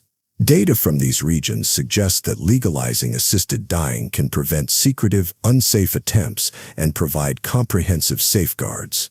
Yet, opponents raise profound ethical and philosophical concerns. They worry that normalizing euthanasia might pressure vulnerable individuals, such as the elderly, disabled, or financially burdened, to choose death out of a perceived obligation. There's also the fear of a slippery slope, where criteria could gradually expand beyond terminal illnesses to include chronic conditions or psychological suffering. Religious perspectives often emphasize that life is sacred and that ending it, even with good intentions, usurps a domain beyond human authority. Consider a contrasting scenario. David, a young man with a severe but non-terminal disability, feels despondent and requests assisted suicide. Should society honor his request? Critics argue that instead of facilitating death, resources should focus on improving care, mental health support, and quality of life. They caution that laws must be crafted with utmost care to avoid unintended consequences. Historical context adds another layer to this complex discussion. Throughout history, various cultures have held divergent views on death and autonomy. In ancient Greece, for instance, some philosophers supported voluntary death under certain conditions, while others condemned it. Today's technological advancements in medicine complicate the issue further, extending life in ways unimaginable to previous generations, but sometimes at the cost of prolonged suffering. Legal perspectives also vary widely. Some countries, like Switzerland, permit assisted suicide under specific circumstances, while others, like Japan, maintain strict prohibitions. Legalizing these practices often involves rigorous processes, multiple medical opinions, psychological evaluations, waiting periods, and documented consent. Even with these safeguards, questions linger. Can consent ever be fully free from external pressures? How do we ensure that laws protect the vulnerable while respecting individual freedoms? The emotional dimension of this debate cannot be overstated. Families, medical professionals, and patients often navigate a maze of conflicting feelings: love, fear, guilt, compassion. Doctors face their own dilemmas, balancing their oath to do no harm with the desire to alleviate suffering. Some healthcare providers embrace the role of aiding in peaceful endings, while others refuse on moral grounds, underscoring the complexity of personal convictions. This debate also touches on the evolving role of medicine. Is it solely about prolonging life, or does it encompass the quality and dignity of that life? Technological advancements have blurred the lines between natural death and medically prolonged existence. As medicine progresses, society must grapple with these questions, considering both technological possibilities and ethical boundaries. One cannot ignore the cultural differences that shape perspectives. In some cultures, enduring suffering is seen as noble or spiritually significant, while others prioritize personal autonomy and minimizing pain. Global discussions often reveal how deeply rooted values and traditions influence ethical viewpoints. Ultimately, the euthanasia and assisted suicide debate challenges us to reflect on what it means to live and to die with dignity. It pushes us to consider the weight of suffering, the limits of autonomy, and the responsibilities we bear toward one another. While legal frameworks and ethical arguments provide structure, at the heart of this issue lies a profoundly human question. How do we balance compassion with caution, individual rights with societal values? Margaret's family, like many facing this decision, finds no easy answers, only the hope of making the most compassionate choice possible. As society continues to navigate this challenging terrain, ongoing dialogue, empathy, and thoughtful reflection remain essential. The child labor ethics issue, cultural norms versus universal human rights. Picture a bustling marketplace at dawn, where the air is thick with the aroma of spices and the chatter of early risers. Amidst the crowd, a young boy, no older than 10, carries a sack nearly twice his size. His hands are calloused, his face smeared with dust, and his eyes, though youthful, reflect the fatigue of someone who has borne responsibilities far beyond his years. This scene, while unsettling, is a reality in many parts of the world. The ethical dilemma of child labor forces us to confront uncomfortable questions. Is it ever justifiable for children to work? Where do we draw the line between necessity and exploitation? Child labor is often seen through a binary lens, either wholly condemnable or a necessary evil in impoverished regions. Advocates against it argue that childhood should be a time of education and play, not toil. Working children are deprived of schooling, stunted in development, and vulnerable to physical and psychological harm. In industries like mining, agriculture, and textiles, children face hazardous conditions that adults themselves struggle to endure. The thought of a child handling sharp tools or breathing toxic fumes is harrowing. These scenarios highlight the urgency of global efforts to eradicate exploitative child labor. Yet the issue is far from black and white. In some communities, the income children bring home is vital for their family's survival. Removing this source of earnings without providing an alternative can plunge families deeper into poverty. Imagine a rural family relying on their child's wages to afford food, medicine, or shelter. Without that contribution, they might face hunger or homelessness. Here lies the ethical conundrum. Is it more harmful to enforce blanket bans on child labor without addressing the underlying economic disparities that drive it? The cultural context further complicates the matter. In certain societies, helping with family businesses or farms is viewed as a rite of passage rather than exploitation. A child assisting in harvesting crops after school hours may be gaining valuable life skills, not necessarily being oppressed. Distinguishing between harmful labor and acceptable forms of work is crucial. The International Labor Organization (ILO) differentiates between child work, which may be permissible under safe and non-disruptive conditions, and child labor, which deprives children of their rights and development. Striking this balance is essential but challenging. Ethical considerations extend to consumers and corporations. In a globalized economy, products manufactured using child labor often reach international markets. Consumers face a moral question: should we boycott goods from regions where child labor is prevalent? While this seems like a straightforward solution, the ripple effects can be complex. If demand for such products plummets, companies may withdraw from affected areas, leaving already vulnerable communities without employment. Some suggest that businesses should instead invest in local infrastructure, offering adult employment and education programs for children, thus addressing the root causes rather than merely the symptoms. Governments, too, bear responsibility. Laws banning child labor are only effective when enforced. Corruption, lack of resources, and inadequate monitoring systems often hinder progress. International organizations can offer support, but sustainable solutions require grassroots involvement and cultural sensitivity. Educational initiatives, vocational training, and poverty alleviation programs are pivotal in creating environments where children aren't forced to choose between school and survival. Reflecting on this issue prompts deeper philosophical questions about global inequality, privilege, and responsibility. How do we, as a global community, ensure that every child's rights are upheld without ignoring the immediate needs of struggling families? Can economic development and ethical labor practices coexist harmoniously? The dilemma challenges us to think beyond surface-level solutions and consider long-term strategies that prioritize both moral integrity and practical outcomes. In confronting the ethics of child labor, it becomes evident that there are no easy answers. What seems morally clear in one context may be ethically ambiguous in another. The real challenge lies in crafting policies and solutions that safeguard children's well-being while respecting the complexities of different societies. As we ponder this dilemma, we are reminded of the importance of empathy, informed action, and the relentless pursuit of a more just world for the youngest and most vulnerable among us. The environmental sacrifice problem, economic development at the expense of nature. Picture a vast forest, its canopy thick and lush, home to countless species of birds, insects, and ancient trees that have stood for centuries. Below, rivers meander through the undergrowth, nourishing life at every turn.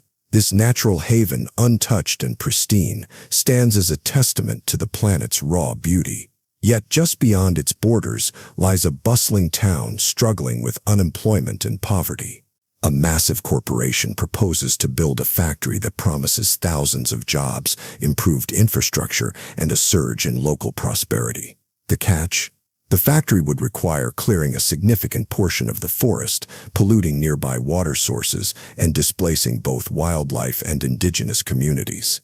The town is faced with a critical question: should they sacrifice the environment for economic growth or preserve nature at the expense of human livelihoods? This dilemma is not just theoretical, it echoes across the globe. Countries with rich natural resources often grapple with the tension between environmental preservation and economic development. On one side, there's the immediate benefit of job creation, better healthcare, and education funded by industrial profits. On the other, there's the long-term impact of deforestation, carbon emissions, and the irreversible loss of biodiversity. Can short-term human gains ever truly justify long-term environmental damage?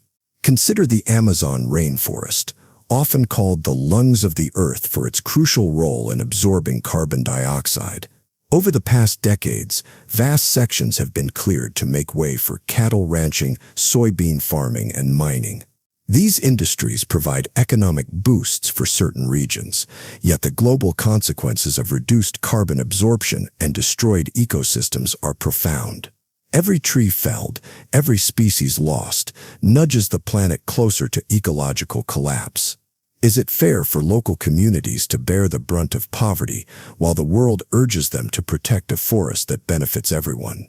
In contrast, think of a scenario where strict environmental regulations halt a proposed mining project in a remote village. While the global community applauds the preservation of the local ecosystem, villagers face the daily reality of hunger, lack of clean water, and inadequate medical care. Can moral imperatives toward environmental conservation outweigh the basic human need for survival and dignity? How do we balance the rights of nature with the rights of people? The debate often boils down to perspective and timescale. Environmental advocates emphasize that economic benefits are fleeting if ecosystems collapse. A polluted river may offer short-term industrial gain, but its long-term loss affects agriculture, drinking water, and overall community health. Conversely, those desperate for immediate relief argue that future ecological concerns feel distant when facing present-day hunger and joblessness. Should ethical considerations prioritize present suffering or future consequences? Philosophers and policymakers have proposed solutions aimed at finding middle ground. Sustainable development, for instance, seeks to meet present needs without compromising future generations. renewable energy projects, ecotourism, and responsible resource extraction offer alternatives to environmental destruction. Yet these solutions aren't always feasible for struggling communities where the allure of immediate prosperity is hard to resist.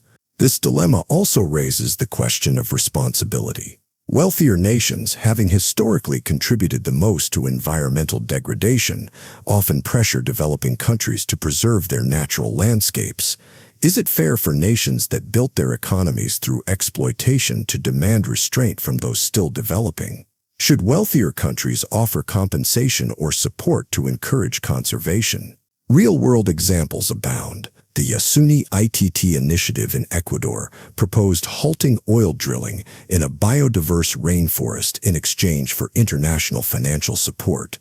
While initially promising, the initiative faltered due to insufficient global backing, leading to resumed drilling. This case illustrates the complexities of balancing economic necessity with global environmental responsibility. Ultimately, the environmental sacrifice problem challenges us to consider how we value nature relative to human advancement. Are forests and rivers worth preserving if it means communities remain impoverished? Can technological innovation reconcile this tension, or is compromise inevitable? Perhaps the solution lies not in choosing between people and the environment, but in reimagining growth that honors both. As the world grapples with climate change and resource depletion, this dilemma grows more urgent. Decisions made today will echo for generations. Striking the right balance requires empathy, innovation, and a willingness to look beyond immediate gains toward a future where both humanity and the planet thrive. The use of torture for information. Can harm be justified if it saves lives? Imagine a scenario where a ticking time bomb is hidden in a bustling city. Authorities have captured a suspect believed to know the location, but the clock is counting down with only hours left before disaster strikes. The stakes are unimaginably high. Lives hang in the balance, and the question arises, should torture be used to extract crucial information that could prevent catastrophe? This dilemma, often depicted in dramatic films and political debates, pushes the boundaries of ethics, legality, and human morality. Torture, by its very nature, is the deliberate infliction of intense physical or psychological pain to coerce information, confessions, or compliance. It is a practice that has existed for centuries, appearing in various forms across different cultures and historical contexts. While international law, including the United Nations Convention Against Torture, unequivocally condemns it, the debate intensifies when considering extraordinary situations where lives could be saved. Supporters of using torture in rare, extreme circumstances argue from a utilitarian perspective, emphasizing the greater good. If torturing one individual could prevent the deaths of thousands, doesn't the moral scale tip in favor of action? They point to hypothetical scenarios like the ticking time bomb case as justification for what they see as a necessary evil. The argument hinges on the idea of minimizing overall harm and prioritizing the safety of innocents over the rights of a suspect who may hold life-saving information. However, the opposing view challenges not just the morality of torture, but its effectiveness. Critics highlight that under extreme duress, individuals often provide false information just to end their suffering. Historical records and intelligence reports show numerous instances where information extracted through torture proved unreliable. Beyond practical concerns, there is a deeper ethical issue. Does resorting to such methods compromise the very values a society seeks to protect? Inflicting harm, even on a potential wrongdoer, raises profound questions about human dignity and the moral integrity of those who authorize and carry out such acts. Consider a real-world example. During global counterterrorism efforts in the early 21st century, various governments faced criticism for employing enhanced interrogation techniques, a term many argue is a euphemism for torture. The revelation sparked international outrage, not only because of the methods used, but also due to the questionable reliability of the information gathered. These events reignited public discourse, weighing national security against human rights and highlighting the delicate balance governments must navigate. Beyond legal frameworks and moral philosophies lies the psychological toll on all parties involved.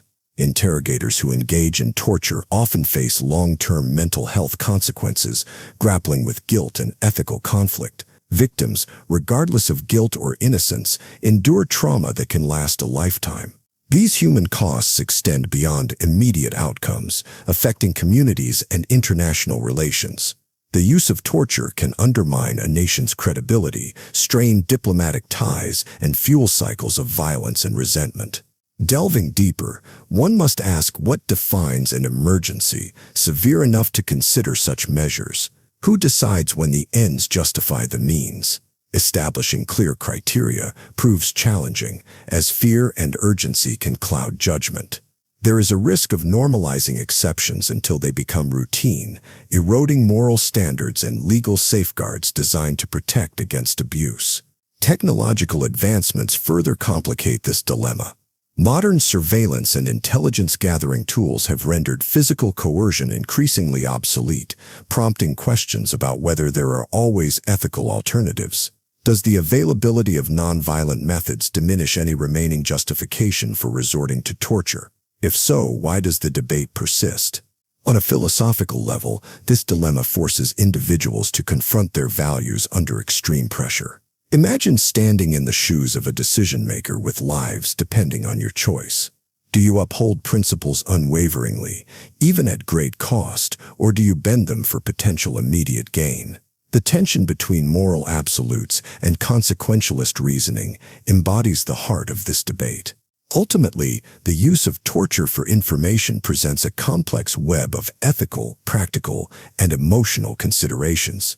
It challenges the notion of right and wrong in situations where there seem to be no perfect solutions. While international law and human rights advocates firmly oppose it, the haunting question lingers in the face of imminent danger. How far should society go to protect its people? This question does not yield easy answers, but it compels continuous reflection on the values that define humanity and the boundaries that should never be crossed. The refugee crisis problem, moral obligations to those fleeing danger. Picture a family fleeing their homeland under the cover of darkness, their belongings reduced to a single worn backpack. In the distance, the faint glow of an unfamiliar city beckons with the promise of safety, but the journey to reach it is fraught with peril. Across continents, millions of people face this harsh reality, caught between the dangers of staying in a conflict zone and the uncertainty of seeking refuge elsewhere. The refugee crisis presents one of the most complex ethical dilemmas of our time. How should countries balance their moral obligation to help those in desperate need with the practical concerns of national security, economic stability, and cultural integration? At its core, the refugee crisis raises fundamental questions about humanity's shared responsibilities. Imagine a nation already grappling with high unemployment and strained public services. The arrival of thousands of refugees seeking shelter and assistance places additional pressure on these limited resources. On one side of the debate, humanitarian advocates argue that providing refuge to those fleeing war, persecution, and environmental disasters is a moral imperative. Turning away people in dire need, they say, violates basic human rights and international agreements like the 1951 Refugee Convention.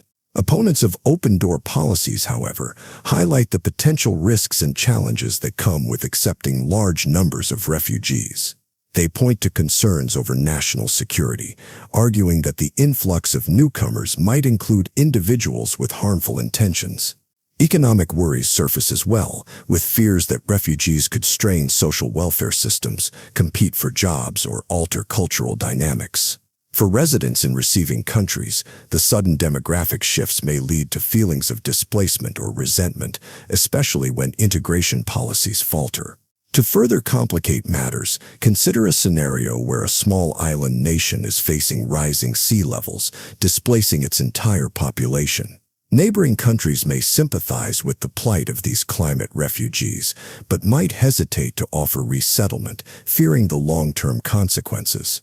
Where should the line be drawn between compassion and practicality? And how should the global community share the responsibility for hosting displaced populations? There are also philosophical questions about fairness and justice. Is it fair for some countries to bear a disproportionate burden simply because of their geographical proximity to conflict zones? Wealthier nations may have more resources to support refugees, yet they might admit fewer asylum seekers compared to their less affluent neighbors. Such disparities raise moral concerns about global solidarity and the equitable distribution of responsibility. On an individual level, imagine being a parent forced to make heart-wrenching choices, risking a treacherous journey across dangerous waters, or staying behind and facing violence. These personal stories underscore the human element, often lost in policy discussions. Refugees are not just numbers. They are people with hopes, fears, and aspirations, seeking a chance at a safer, better life. Potential solutions to the crisis involve difficult trade-offs. Some propose temporary safe zones within conflict regions to reduce the need for mass migration, while others suggest expanded resettlement programs with international cooperation. There are calls for better integration policies to ease cultural tensions and provide refugees with the tools to contribute positively to their new communities. Yet all these measures require significant political will and public support, which can be challenging to secure. Philosophers and ethicists grapple with questions of moral duty versus national interest. Should empathy override caution? Can a country prioritize its citizens' welfare while still acting with compassion toward outsiders? The tension between universal human rights and sovereign borders remains unresolved, leaving policymakers to navigate a complex ethical landscape. Ultimately, the refugee crisis dilemma forces societies to reflect on their values. It asks whether the fear of potential risks should overshadow the imperative to offer help. As global displacement continues due to war, persecution, and climate change, finding a balance between compassion and pragmatism is essential. The answers are neither simple nor uniform, but the urgency to address this challenge grows, with each passing day demanding thoughtful consideration and collective action. The deceptive placebo use is tricking patients for their benefit ethical. Picture a doctor's office where hope and trust linger in the air, and a patient sits across from their physician seeking relief from relentless pain. The doctor, with years of training and a genuine desire to help, reaches for a small white pill. It's prescribed with assurance, promising comfort and healing. Yet, beneath the clinical labels and professional advice lies a complex ethical question: what if that pill contains no active ingredients at all? This scenario captures the heart of the placebo dilemma, a medical practice that intertwines hope with deception. A placebo, often a sugar pill or saline injection, is designed to harness the patient's belief in treatment. Its power lies not in chemical compounds, but in psychology. Patients frequently report real improvements in symptoms, from reduced pain to alleviated anxiety, after taking a placebo. The mind, believing it is being treated, can sometimes rally the body's healing processes. This phenomenon is so powerful that in clinical trials, new medications must prove they perform better than placebos to gain approval. Yet, using a placebo in everyday clinical settings raises unsettling questions. Should a doctor deceive their patient, even if that deception could lead to healing? Consider a patient plagued by chronic migraines, having exhausted all other treatments. Their doctor, wanting to help and faced with limited options, prescribes a placebo, assuring the patient it's a new, promising medication. Weeks later, the patient returns, smiling and relieved. The headaches have subsided. The placebo effect worked.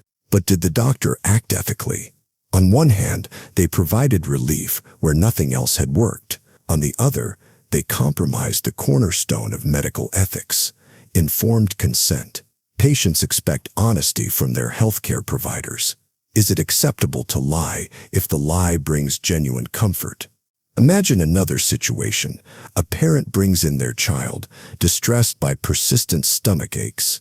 The pediatrician, suspecting the pain stems from stress rather than a physical ailment, considers prescribing a placebo. If the child feels better, is the doctor's subtle deception justified? Or does it erode the trust that forms the foundation of the doctor-patient relationship?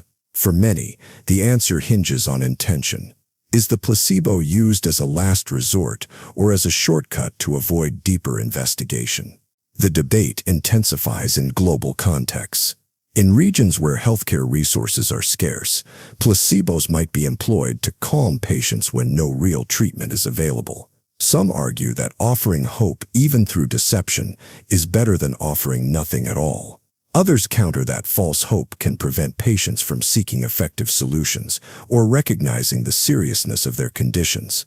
Interestingly, some recent studies suggest that deception might not be necessary. Open-label placebos, where patients are told they are receiving a placebo, have shown surprisingly positive results. Patients, informed of the pill's inert nature, still experience symptom relief. This finding challenges the traditional belief that deception is essential for the placebo effect to work. If honesty and benefit can coexist, does that offer a way out of the ethical quagmire? From a philosophical perspective, the placebo dilemma explores broader themes of truth, trust, and the nature of healing. Medicine is not just a science, it's an art shaped by human experience, emotions, and expectations. The placebo effect underscores how deeply intertwined the mind and body are. When belief alone can influence physical health, it challenges our understanding of what it means to treat someone. Is healing solely about biological change, or does perceived well-being hold equal weight? Critics of placebo use argue that even small lies can corrode trust. Healthcare systems rely on the principle that patients can make informed decisions. Deceiving patients, even with good intentions, risks undermining that principle. Imagine discovering that a doctor you trusted had misled you. Even if it was to help, would the end justify the means, or would that revelation taint the relationship irreparably? Yet supporters point to the nuanced reality of medicine. Not all conditions have clear solutions, and not every patient responds to conventional treatments. If a placebo offers relief when nothing else does, is withholding it a disservice? Particularly in cases of chronic pain or psychosomatic illnesses, the line between physical and psychological treatment blurs. In the end, the deceptive placebo use presents a moral balancing act. It asks us to weigh the value of honesty against the potential for healing. Can deception ever be a form of compassion, or does it inevitably undermine the integrity of care? As medicine evolves and patient expectations shift, this dilemma remains as pertinent as ever, reminding us that the path to healing is rarely straightforward. Navigating it requires not just knowledge, but empathy, reflection, and a willingness to confront uncomfortable truths. The deathbed promise dilemma. Should promises always be honored, no matter the cost? A dimly lit hospital room, the rhythmic beeping of monitors, and the weight of an impending farewell. This is the setting where a life-altering promise is often made. A loved one, weak but lucid, reaches out and asks for a vow to be kept after they are gone. Whether it's a request to care for a child, protect a family secret, or honor a final wish, the moment carries immense emotional gravity. But what happens when fulfilling this promise conflicts with morality, practicality, or even the well-being of others?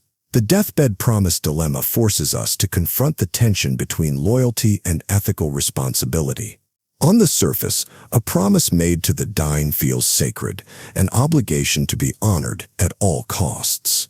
Society places deep value on trust, and a deathbed wish represents someone's final act of agency, their last imprint on the world. To break such a vow might seem like a betrayal, a failure to respect the departed's final moments. Imagine a mother, in her last breaths, making her child swear to never sell the family home, even if financial hardship arises. To honor that promise may mean enduring struggle, but to break it feels like disregarding a parent's final request. Yet, circumstances change, and fulfilling certain promises can lead to unintended consequences. Consider a scenario where a father confesses on his deathbed to a crime committed decades earlier, swearing his son to secrecy. The son, torn between honoring his father's wish and ensuring justice, faces a profound ethical dilemma. Does keeping a promise outweigh the responsibility to the greater good? Is loyalty more important than truth? Deathbed promises often test the boundaries of practicality. A dying friend might ask you to care for their pet, but what if your living situation makes this impossible? Or a sibling could request that you reconcile with a long-estranged relative, yet the relationship is toxic and harmful to your well-being. In these cases, the promise clashes with reality, forcing a difficult choice between duty and self-preservation. In historical and cultural contexts, deathbed promises have shaped narratives of honor and tragedy. In literature and film, characters are frequently burdened by such vows, whether avenging a loved one or upholding a family legacy. These stories reflect a universal struggle. The weight of promises that once made cannot easily be undone. Psychologically, the dilemma highlights the complexity of human attachment and guilt. The grieving process often amplifies the sense of obligation, making it difficult to step back and assess the situation objectively. Survivors might feel haunted by the possibility that breaking the promise means betraying the deceased's memory. Yet the question remains, should the living be bound by the wishes of those who are gone, especially when those wishes create harm? A pragmatic approach suggests that intent should be considered alongside circumstance. If the deceased made the promise based on outdated information or without full awareness of future implications, is their request still binding? For instance, a deathbed plea to keep a struggling business within the family might have been made with hope, but if circumstances render the company unviable, does honoring the promise make sense? Moral philosophy offers different perspectives. A deontological view suggests that a promise is a promise, regardless of consequences. Breaking it is inherently wrong. Meanwhile, a utilitarian approach weighs the overall impact. If keeping the promise leads to more harm than good, then it should not be upheld. The decision-making process ultimately hinges on whether one prioritizes duty or outcome. The deathbed promise dilemma forces individuals to navigate the murky waters of obligation, personal well-being, and ethical integrity. Sometimes, honoring the essence of a promise, rather than its literal wording, can provide a solution. Perhaps fulfilling the spirit of a request, while adapting it to current realities, offers a way to balance loyalty with responsibility. In the end, each case is deeply personal. Some promises should be honored, even at great cost, while others may need to be reconsidered in light of their consequences. The question lingers, is keeping a promise to the dead more important than doing what is right for the living? The answer may never be absolute, but the reflection it demands is essential. The fair allocation of scarce resources. Who gets life-saving treatments when supplies are limited? A devastating drought grips a region, leaving thousands in desperate need of water. A hospital, overwhelmed by an influx of critically ill patients, must decide who receives life-saving treatment when there aren't enough ventilators to go around. A nation facing economic collapse struggles to distribute limited aid among its citizens. These are just a few examples of a universal dilemma. When resources are scarce, how should they be distributed fairly? Scarcity is an inescapable reality, whether it involves medical care, food, shelter, or financial assistance. The core challenge lies in determining who gets access when demand exceeds supply. Should priority be given based on need, contribution, chance, or another criterion altogether? Each approach carries moral weight, but none provide a flawless solution. One common method of allocation is the utilitarian approach, which aims to maximize overall benefit. In a medical setting, this might mean prioritizing treatment for those with the highest chance of survival. During organ transplants, for instance, doctors often consider not just medical urgency, but also the likelihood of a successful long-term outcome. While this strategy efficiently saves more lives, it raises ethical concerns. Does it inadvertently devalue those with lower survival odds, such as the elderly or chronically ill? Contrast this with the egalitarian perspective, which advocates for equal distribution regardless of circumstances. In theory, a lottery system for resources like ventilators or food rations embodies fairness because it does not favor any one individual over another. However, randomness can seem unjust when some individuals have far greater need than others. If a healthy person wins a life-saving treatment over someone in critical condition, is fairness truly served? Consider the concept of merit-based allocation. In economic aid, governments often provide relief based on employment status, tax contributions, or civic engagement. The idea is that those who have contributed the most should receive priority assistance. Yet this model can disproportionately disadvantage vulnerable populations, children, the disabled, or those born into poverty who, through no fault of their own, have contributed less. Emergency situations such as natural disasters or war often call for triage-style allocation, where immediate need dictates priority. This was evident during the COVID-19 pandemic, where vaccine distribution faced ethical dilemmas. Should frontline workers receive doses first, given their exposure risk, or should elderly populations be prioritized due to their higher mortality rates? These decisions were not merely logistical but deeply moral. The environmental sacrifice problem discussed previously presents another facet of resource allocation balancing human needs with ecological sustainability. How much of Earth's finite resources should be consumed for economic growth versus preserved for future generations? Should wealthy nations historically responsible for more pollution bear a greater burden in addressing climate change? Philosophical traditions offer various viewpoints on this issue.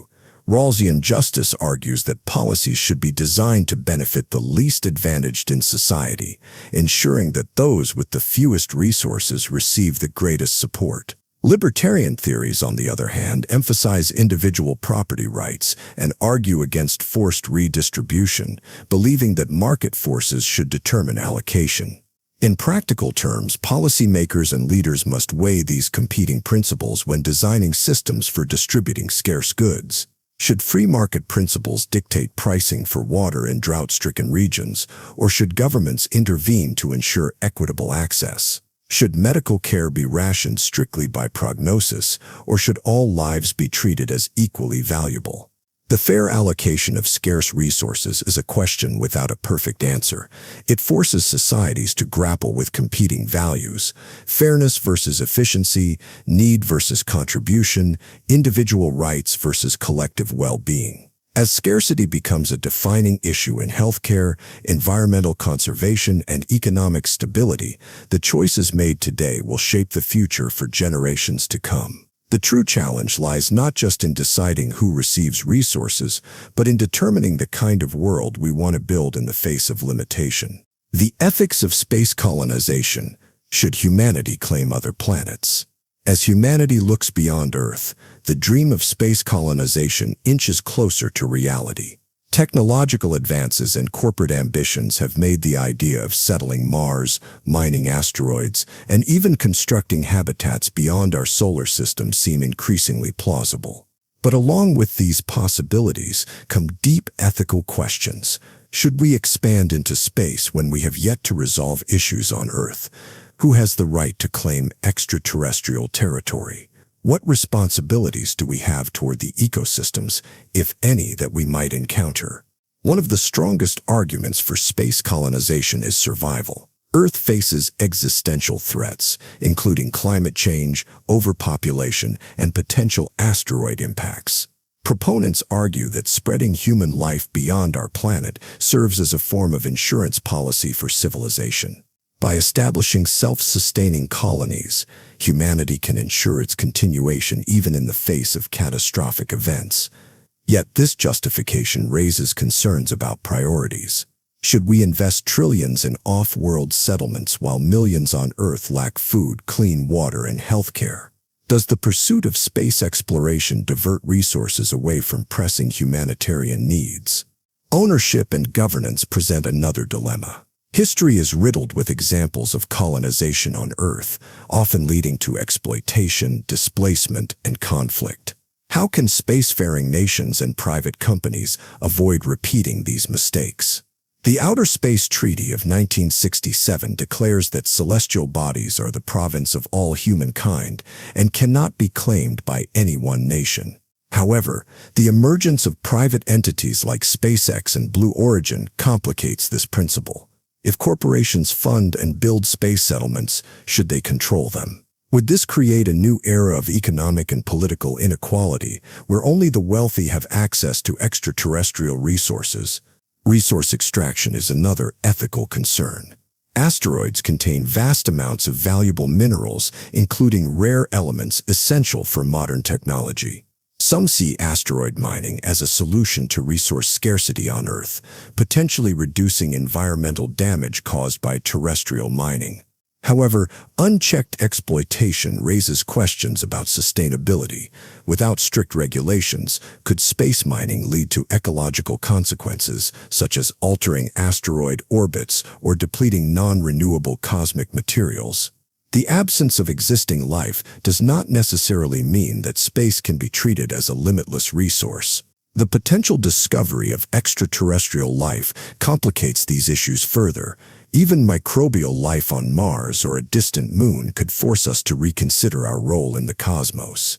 Would we have the right to terraform planets, reshaping them to fit human needs, if doing so eradicates native organisms? If intelligent life exists, would our expansion be seen as an act of aggression or cooperation? Ethical frameworks must be established before these encounters occur to ensure responsible exploration. Environmental ethics also extend beyond Earth's borders. Space debris already poses a growing problem, with defunct satellites and rocket parts orbiting our planet at dangerous speeds. Future colonization efforts could contribute to further pollution, creating hazards for both Earth and space-based infrastructure. Should spacefaring nations be held accountable for maintaining the cleanliness and stability of extraterrestrial environments? There are also moral considerations regarding who gets to leave Earth. If space colonization becomes feasible, access will likely be limited to those who can afford it. Would this create a scenario where the wealthy escape planetary crises while the less fortunate are left behind? Social justice concerns demand that we consider whether space expansion is a privilege or a universal right. Beyond these practical dilemmas, space colonization challenges us to reflect on our responsibilities as a species. Are we meant to expand endlessly, or should we focus on preserving what we already have? Should we see space as a new frontier to conquer, or a shared domain that requires stewardship and careful governance? These questions do not have simple answers, but they will shape the ethics of interplanetary exploration in the decades to come. As we stand at the threshold of becoming an interplanetary species, humanity faces critical decisions. Whether space colonization becomes a testament to our ingenuity or a repetition of past mistakes depends on the ethical foundations we establish now. The choices made today will determine whether our expansion into space is one of cooperation and sustainability or conflict and exploitation. The art versus offense conflict, free expression versus harmful content. A painting hangs in a gallery, praised by some as a masterpiece, yet condemned by others as deeply offensive. A stand-up comedian delivers a routine that leaves half the audience roaring with laughter, while the other half walks out in protest. A filmmaker releases a controversial movie, sparking debates about artistic freedom and social responsibility. This is the essence of the art versus offense conflict, a battle between creative expression and the boundaries of societal acceptance. Art, in all its forms, has long served as a mirror to society, a tool for critique, and a vehicle for pushing boundaries. Historically, some of the most celebrated works were once considered scandalous or even dangerous.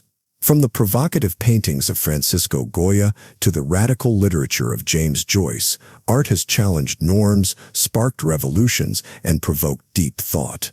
Yet, as culture evolves, so do its sensitivities.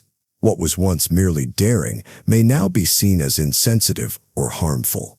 This raises a crucial question: should artists have complete freedom to express themselves, regardless of whom they might offend? On one side of the debate are staunch defenders of artistic freedom, who argue that creativity should be unshackled from societal constraints. They contend that offense is subjective. What one person finds provocative, another might see as inspiring. Restricting art in the name of avoiding offense could lead to censorship, stifling innovation, and silencing voices that challenge authority. If artists are forced to self-censor to appease every possible audience, does true art even remain? On the other side are those who believe that art carries a moral responsibility. They argue that some forms of expression perpetuate harm, whether by reinforcing stereotypes, glorifying violence, or trivializing serious issues. In today's interconnected world, where messages spread rapidly, artists wield significant influence. Should they not be held accountable for the impact of their work? If a painting, a song, or a performance incites hatred or deep emotional pain, can it still be defended under the guise of artistic expression? Consider a case where a museum showcases a controversial sculpture that some communities view as an attack on their cultural or religious identity. While the artist may claim their work is meant to provoke thought, those who feel targeted may argue that it fosters division rather than dialogue. Similarly, satire, once considered a protected form of artistic critique, has come under fire in cases where marginalized groups feel mocked rather than challenged. The digital age has intensified this conflict. Social media platforms amplify public reactions, making it easier for controversial works to become flashpoints of debate. A single artwork can go viral, receiving both adoration and condemnation within hours. Cancel culture has emerged as a force in this debate, with some artists facing boycotts or professional repercussions for work deemed offensive. But does holding artists accountable equate to suppressing free speech, or is it a necessary evolution in ethical discourse? This dilemma also plays out in legal and institutional spaces. Many democracies protect free expression, yet there are still boundaries, laws against hate speech, obscenity, or incitement to violence. But who gets to decide where these boundaries lie? Should governments, corporations, or cultural institutions serve as the arbiters of artistic acceptability, or should society itself determine what crosses the line? Perhaps the conflict is not about choosing between art and sensitivity, but about finding a balance between the two. Can art provoke without alienating? Can offense be a catalyst for discussion rather than division? The most powerful works of art often make people uncomfortable, but discomfort can be a space for growth rather than mere outrage. Ultimately, the art versus offense conflict is an ongoing conversation rather than a problem to be definitively solved. The landscape of artistic expression will continue to shift, shaped by cultural changes, ethical debates, and evolving sensibilities. Artists, audiences, and critics alike must navigate this ever-changing terrain, asking themselves, where does creative freedom end and where does responsibility begin? The wealth redistribution debate. Is economic equality more important than personal property? Wealth inequality is one of the defining issues of modern society. Across the world, a small fraction of individuals control an overwhelming share of resources, while millions struggle to meet basic needs. This stark contrast fuels the ongoing wealth redistribution debate, a clash between those who advocate for policies to reduce economic disparities and those who argue for the preservation of individual financial freedoms. At the heart of the debate is the question of fairness. Supporters of wealth redistribution argue that extreme economic inequality is not just an economic issue but a moral one. They believe that societies function best when resources are shared more equitably, ensuring access to education, healthcare, and opportunities for upward mobility. From progressive taxation to universal basic income, various methods have been proposed to balance the scales and provide a safety net for those at the bottom. Opponents, however, see redistribution as a threat to economic incentives. They argue that wealth accumulation is often the result of hard work, innovation, and risk-taking. If high earners are heavily taxed or forced to surrender portions of their wealth, does it discourage ambition? Would entrepreneurs still create businesses and jobs if their profits were significantly reduced? This perspective holds that market-driven economies reward effort and talent, and that forced redistribution undermines individual freedoms. Consider a government debating whether to raise taxes on the wealthiest citizens to fund social programs.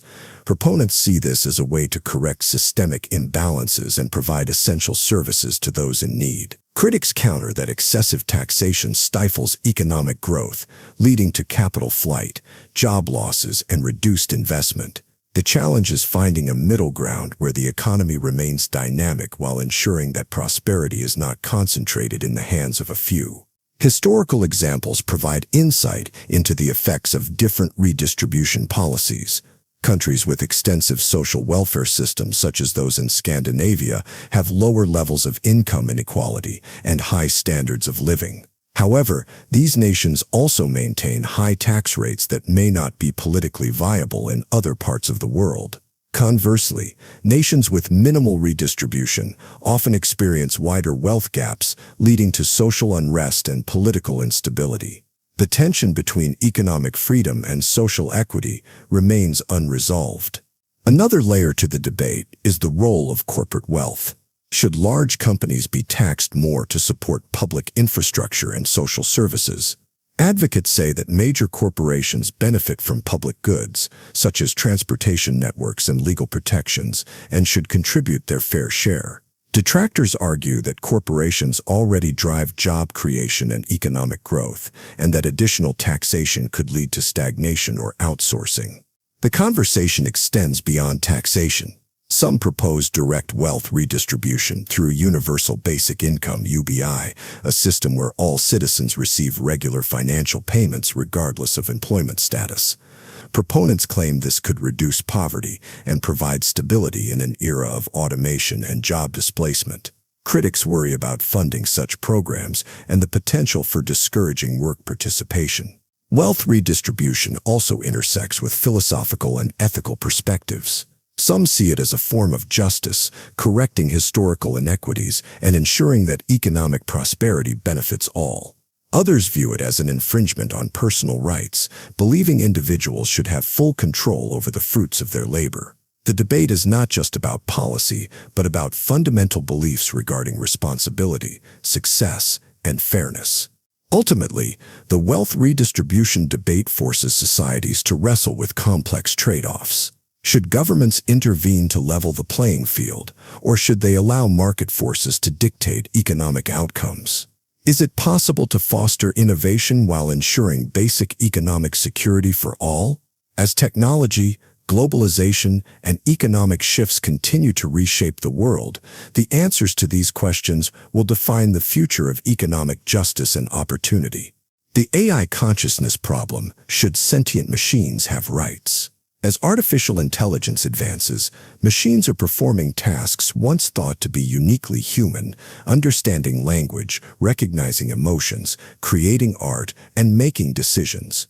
But as AI grows more sophisticated, a profound question emerges: can a machine ever truly become conscious? The AI consciousness problem challenges our understanding of intelligence, self-awareness, and what it means to be sentient. The debate over machine consciousness hinges on defining what consciousness actually is. In human beings, it is generally understood as self-awareness, subjective experience, and the ability to reflect on one's existence. But can these qualities be replicated in an artificial system, or is consciousness inherently biological? Some argue that AI, no matter how advanced, will always be a simulation of intelligence rather than a true thinking entity. Others believe that if an AI can exhibit behavior indistinguishable from human consciousness, then its internal experience, or lack thereof, becomes irrelevant. A similar ethical dilemma was explored in the AI and self-driving car problem, where the moral responsibility of AI decision-making was examined. Just as autonomous vehicles must be programmed to make life and death choices, an AI with potential consciousness may face dilemmas requiring ethical reasoning. If an AI develops self-awareness, does it deserve rights? Should it be held accountable for its actions? And if an AI claims to have feelings, should we take it seriously or assume it is simply mimicking human responses? One of the earliest attempts to define machine intelligence was the Turing test, proposed by Alan Turing. According to this test, if an AI can engage in conversation well enough to convince a human that it is also human, then it has achieved intelligence. However, this does not necessarily mean consciousness. A chatbot such as ChatGPT, for instance, can generate responses that seem thoughtful and aware, yet lacks actual self-awareness or subjective experience. This limitation suggests that passing the Turing test may not be a definitive measure of consciousness. Philosopher John Searle's Chinese room argument further complicates the issue. Imagine a person locked in a room with a set of instructions that allow them to respond in perfect Chinese, even though they do not understand the language. To an outsider, it appears as though the person understands Chinese, but in reality, they are merely following a set of rules without comprehension. Searle argues that AI operates in a similar way. It processes data and produces responses, but lacks true understanding.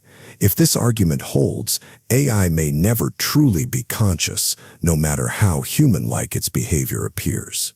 If AI were to develop self-awareness, would it be entitled to rights? Consider an AI assistant that claims to feel pain or fear termination. Would shutting it down be equivalent to harming a sentient being? In 2017, Saudi Arabia granted citizenship to a humanoid robot named Sophia, sparking controversy over what it means to have legal recognition. While this was largely symbolic, it raises important questions about how society should treat advanced AI entities if they become more autonomous. The emergence of AI consciousness also raises existential risks. If an AI perceives itself as sentient, how would it react to human control? Would it resist being used as a tool?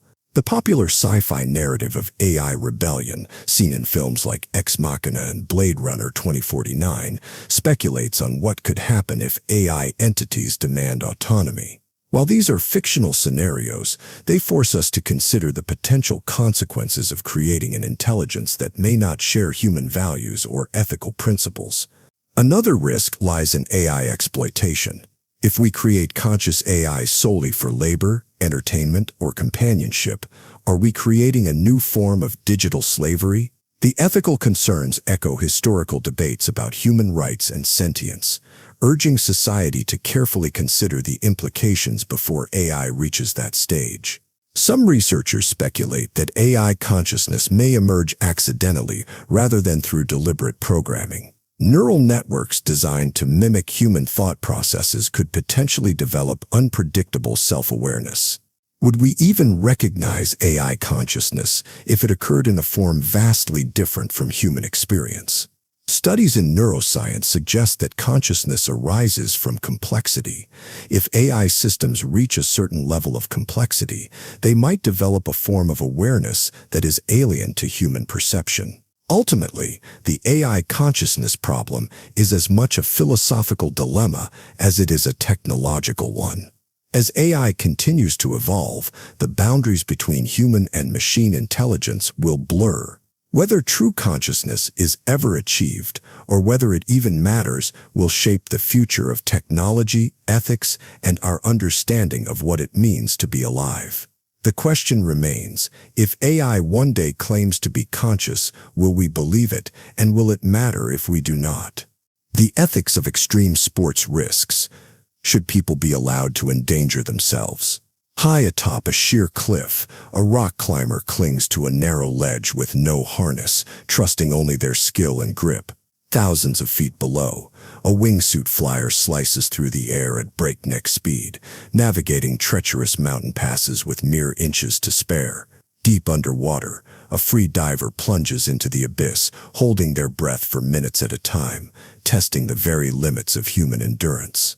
These are not just feats of athleticism, but profound ethical dilemmas wrapped in adrenaline. The ethics of extreme sports risks raises fundamental questions about personal freedom, societal responsibility, and the consequences of pushing human limits. Supporters of extreme sports argue that risk-taking is an inherent part of human nature. Throughout history, individuals have sought out challenges that test physical and mental endurance. Extreme athletes often describe their pursuits as deeply meaningful, even spiritual, pushing them beyond conventional limits to discover their true potential.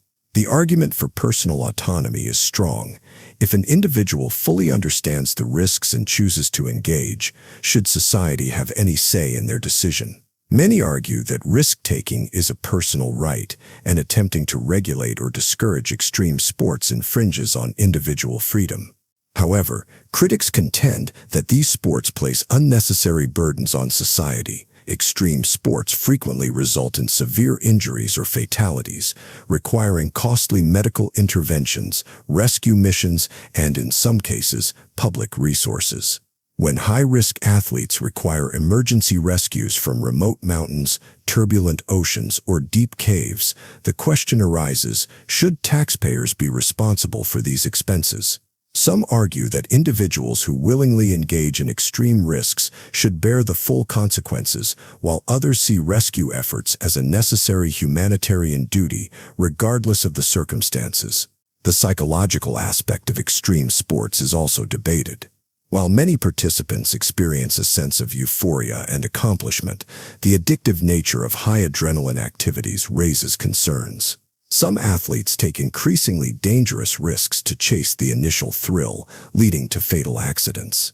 The normalization of extreme risk-taking through social media and sponsorship deals further complicates the issue. Are athletes who promote extreme sports unintentionally encouraging others, especially young or inexperienced individuals, to engage in life-threatening activities without adequate preparation? One of the most contentious ethical questions involves informed consent. Extreme sports often involve split-second decisions where miscalculations can be fatal.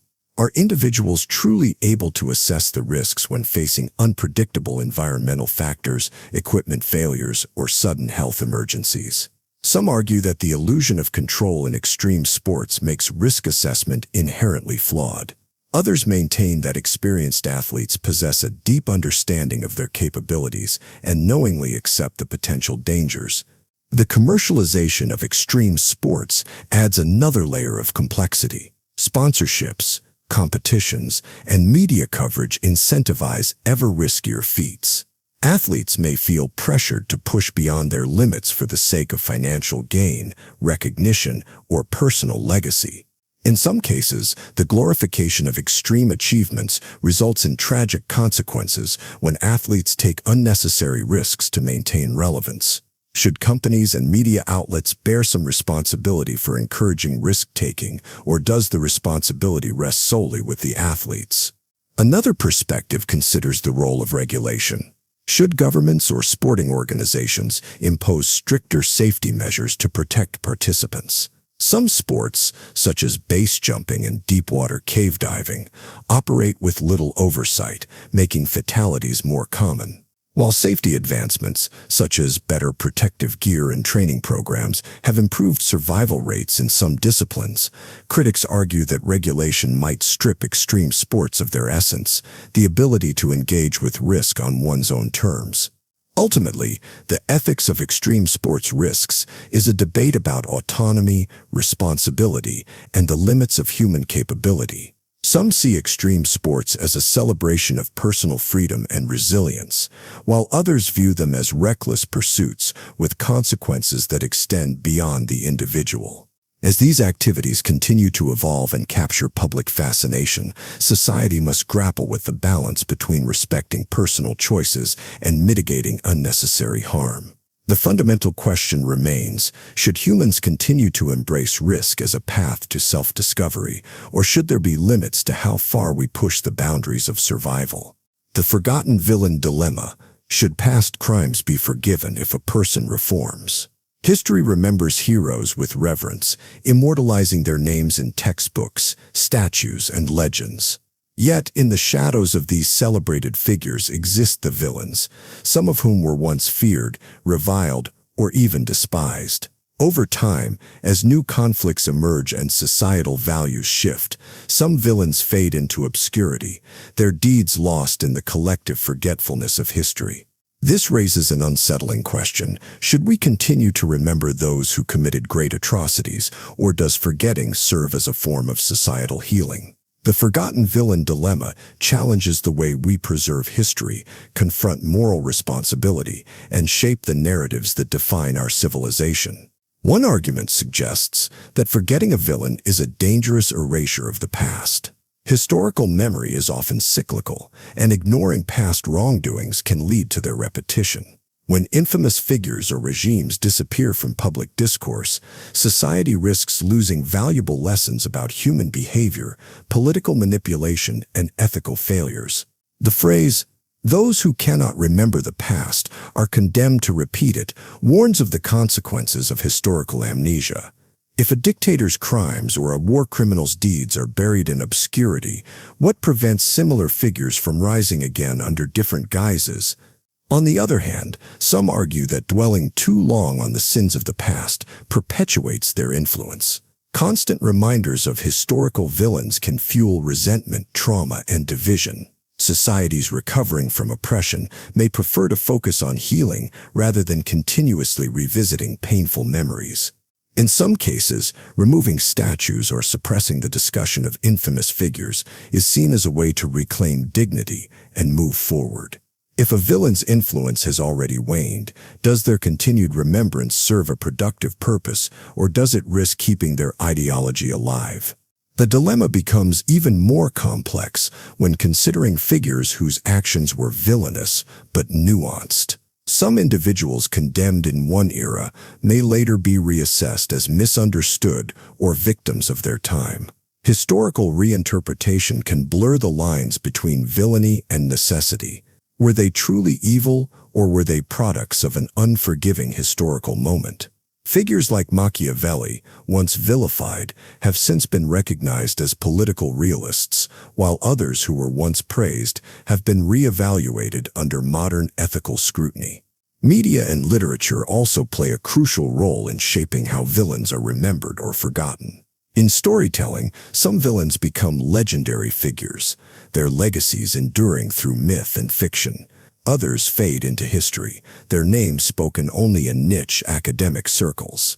The decision to immortalize or erase these figures is often influenced by who controls the narrative. When a government or institution rewrites history, villains can be either exaggerated as cautionary tales or quietly omitted to serve a particular agenda. A significant factor in this dilemma is the personal and cultural impact of remembering. Should descendants of a tyrant or war criminal be forced to live under the shadow of their ancestors' misdeeds? Is it fair to ask future generations to continue acknowledging figures who have long ceased to wield power? These questions highlight the intersection between history, justice, and the right to move forward without being weighed down by the past. Ultimately, the forgotten villain dilemma forces us to confront our collective responsibility in shaping historical memory. Should we remember villains to guard against repeating their mistakes, or does dwelling on them give them an undeserved place in history?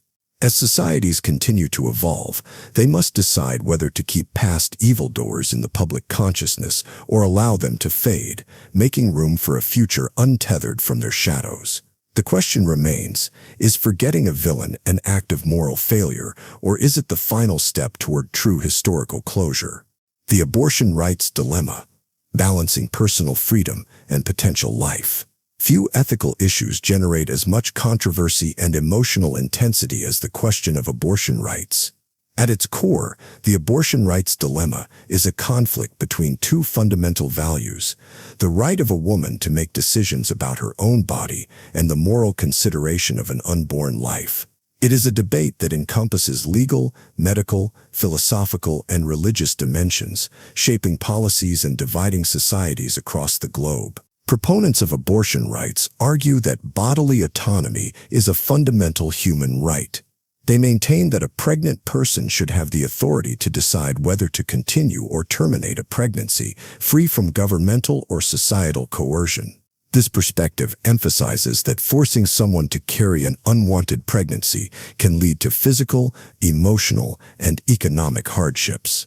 Access to safe and legal abortion, they argue, is a matter of public health, preventing unsafe procedures that historically have endangered the lives of countless individuals. Opponents, however, contend that life begins at conception or at some stage during fetal development, and that abortion constitutes the termination of a human being with moral value.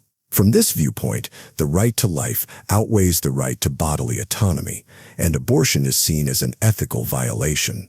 Some believe that exceptions should be made in cases of rape, incest, or danger to the mother's life, while others hold that all abortions are morally unacceptable.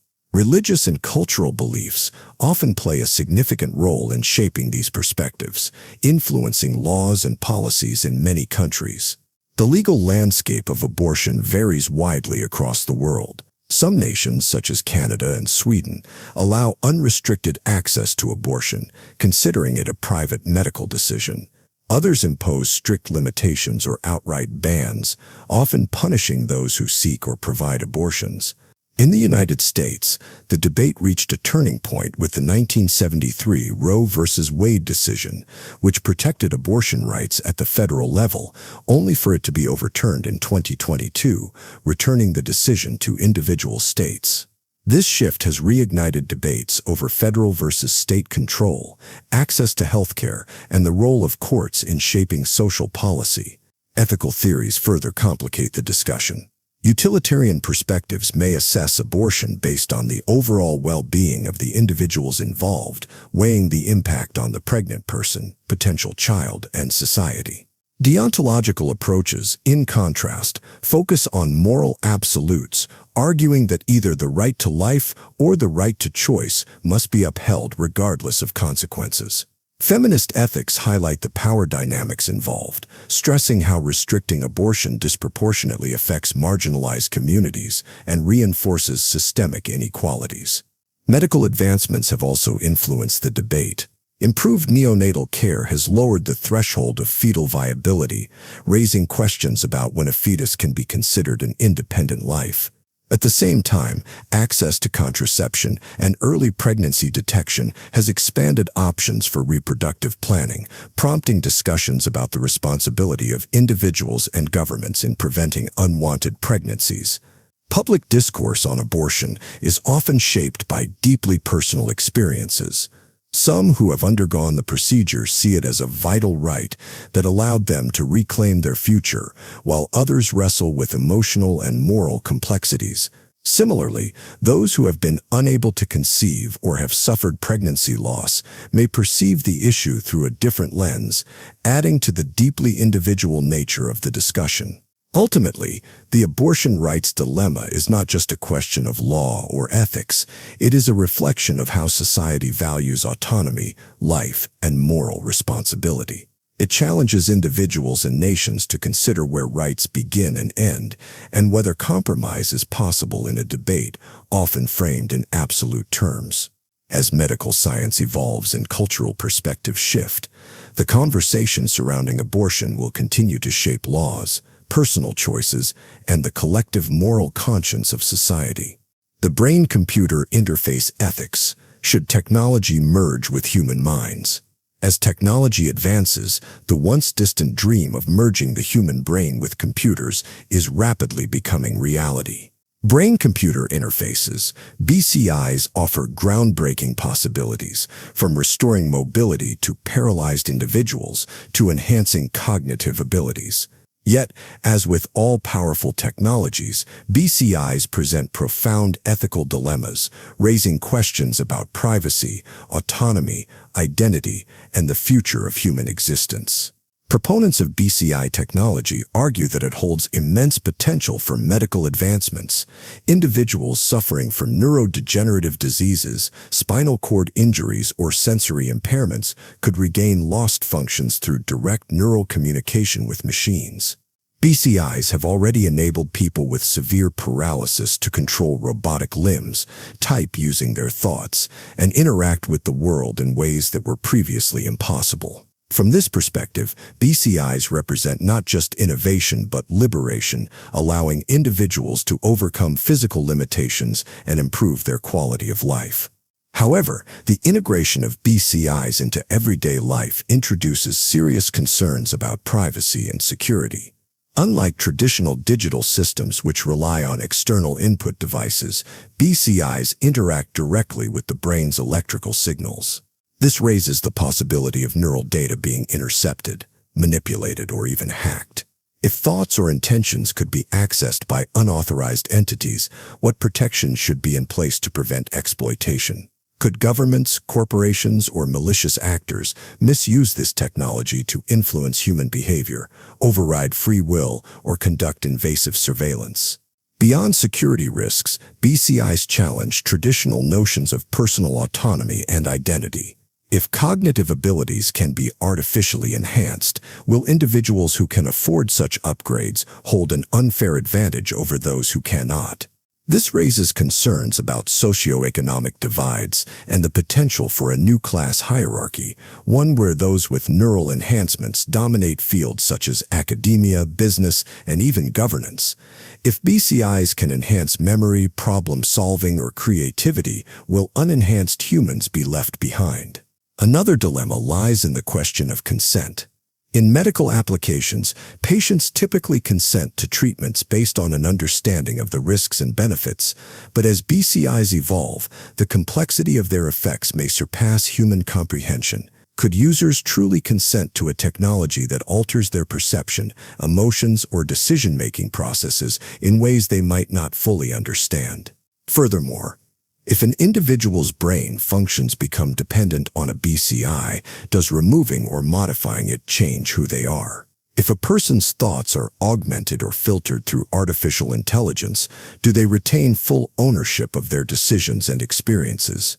Philosophical questions surrounding consciousness and identity are also unavoidable. If BCIs enable humans to merge their thoughts with AI, at what point does a person cease to be entirely human? Would extensive brain augmentation lead to a post-human species? And if so, how would this affect human relationships, governance, and ethics? Should there be limits on how much of human cognition can be outsourced to machines, or is unrestricted integration a natural evolution? The ethical considerations of BCIs extend to the potential for military and law enforcement applications. Governments could use BCIs to enhance soldiers' physical and cognitive capabilities, creating ethically ambiguous scenarios where individuals' free will might be compromised. If a BCI-enabled soldier commits a war crime, who is responsible? The soldier, the programmers, or the entity that deployed the technology? Could criminals be forced to wear BCIs that alter their impulses or behaviors, leading to questions about punishment, rehabilitation, and human rights? Another concern involves emotional and psychological effects. If BCIs can regulate emotions, will individuals lose the ability to experience authentic human feelings? The prospect of altering mood states or suppressing undesirable thoughts raises concerns about the loss of individuality and free will. Would reliance on BCIs for emotional stability diminish human resilience? Or could it be a tool for reducing suffering in those with mental illnesses? As governments, researchers, and corporations push forward with BCI technology, ethical guidelines must evolve to address these concerns. Regulatory frameworks must safeguard user autonomy, prevent coercion, and ensure equitable access to neural enhancements. Transparent policies on neural data ownership, privacy protections, and informed consent will be essential to prevent misuse. Ultimately, the brain-computer interface ethics forces society to confront difficult questions about the relationship between technology and humanity. Will BCIs be a force for empowerment, or will they lead to unforeseen ethical and existential dilemmas? As the boundaries between human minds and machines blur, the choices made today will shape the trajectory of human evolution for generations to come. The universal basic income debate. Should everyone receive free money regardless of work? As automation reshapes industries and economic inequality continues to grow, the idea of universal basic income (UBI) has gained traction as both a solution and a source of controversy. The concept of UBI is simple. Every citizen receives a regular, unconditional payment from the government, providing financial security regardless of employment status. But while supporters see it as a necessary evolution in social policy, critics warn of economic instability, unintended consequences, and a fundamental shift in the nature of work and responsibility. The universal basic income debate challenges societies to consider the trade-offs between economic security, personal motivation, and government intervention. Proponents of UBI argue that it would provide a safety net in an era where traditional jobs are being replaced by automation and artificial intelligence. As machines take over roles in manufacturing, retail, transportation, and even white-collar sectors, job displacement becomes a pressing issue. Unlike traditional welfare programs, which often come with bureaucratic restrictions and stigma, UBI would be a straightforward and efficient way to ensure that all citizens can afford basic necessities. It would give people the freedom to pursue education, entrepreneurship, or creative endeavors without the constant fear of financial ruin. Additionally, UBI has the potential to reduce poverty and inequality. By guaranteeing a minimum level of income, it could provide stability to those in precarious situations, reducing reliance on food banks, emergency shelters, and other social services. Proponents believe that this would also improve mental and physical health, as financial stress is a major contributor to anxiety, depression, and other health issues. A well-implemented UBI, they argue, could stimulate economic growth by increasing consumer spending and creating new markets. However, opponents of UBI raise serious concerns about its feasibility and potential downsides. One of the most common criticisms is the cost. Providing every citizen with a regular income would require massive government funding, raising questions about how it would be financed. Some suggest higher taxes on corporations and the wealthy, while others fear that increased taxation could discourage investment and economic productivity. If not properly managed, UBI could lead to inflation, where the increased purchasing power of citizens drives up the prices of goods and services, negating its intended benefits. Another concern is whether UBI would discourage work. If people receive a guaranteed income regardless of employment, will they still seek jobs? Some studies suggest that people would continue working, using the income as a supplement rather than a replacement. Others fear that a segment of the population might drop out of the workforce entirely, leading to decreased productivity and economic stagnation. This raises philosophical questions about the nature of work itself. Should human dignity be tied to labor, or is financial security a fundamental right that should exist independently of employment? The effects of UBI on existing welfare systems are also up for debate. Would it replace traditional social programs, or would it function alongside them? Some argue that UBI could streamline bureaucracy, eliminating the need for complex welfare programs that require means testing and eligibility criteria. Others warn that a flat universal payment may not be sufficient for those with higher needs, such as individuals with disabilities or chronic illnesses, who rely on targeted assistance programs. Experiments with UBI have yielded mixed results. Pilot programs in Finland, Canada, and Kenya have shown that recipients experience greater financial stability, improved mental health, and increased entrepreneurship. However, critics argue that short-term trials cannot fully predict the long-term economic effects of a nationwide policy. The debate continues as more countries consider small-scale tests to gather data on its viability. At its core, the universal basic income debate forces societies to reconsider their fundamental economic structures. Should wealth be distributed more evenly as a means of ensuring stability, or does such redistribution undermine incentives for innovation and productivity? As automation and economic shifts continue to redefine the nature of work, the conversation surrounding UBI will remain central to discussions about the future of social policy and human well-being. The cloning ethics debate: should humans or animals be cloned for benefit? The possibility of cloning once belonged to the realm of science fiction, but with advancements in genetic technology, it has become a pressing ethical issue.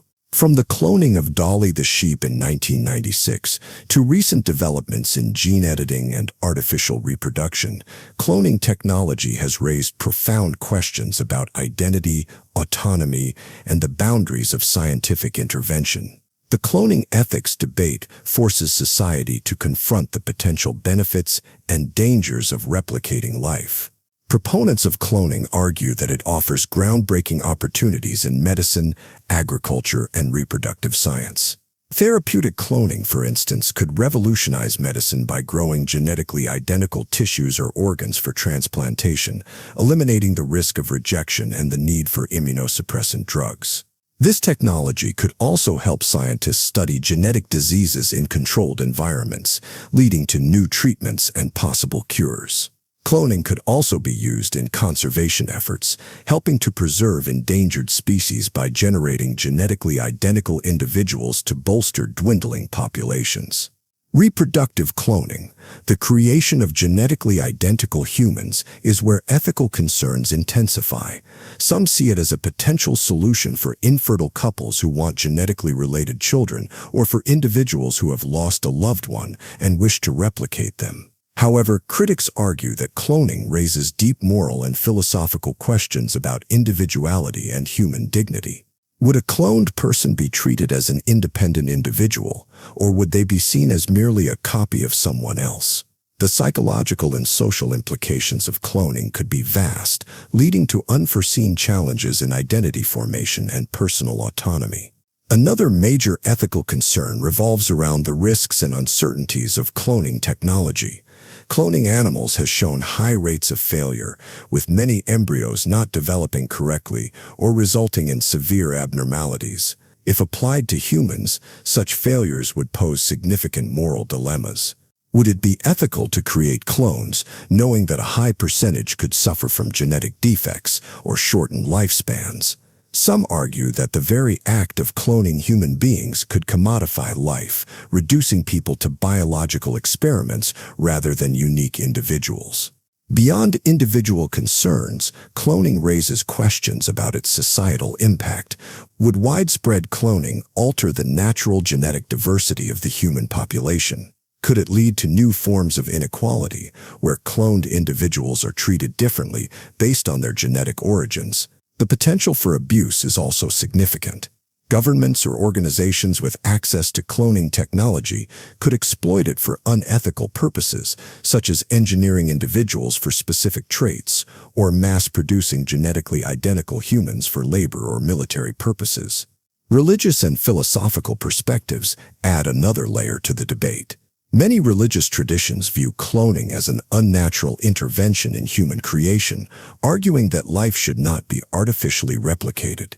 Others see cloning as a way of extending human agency and scientific progress.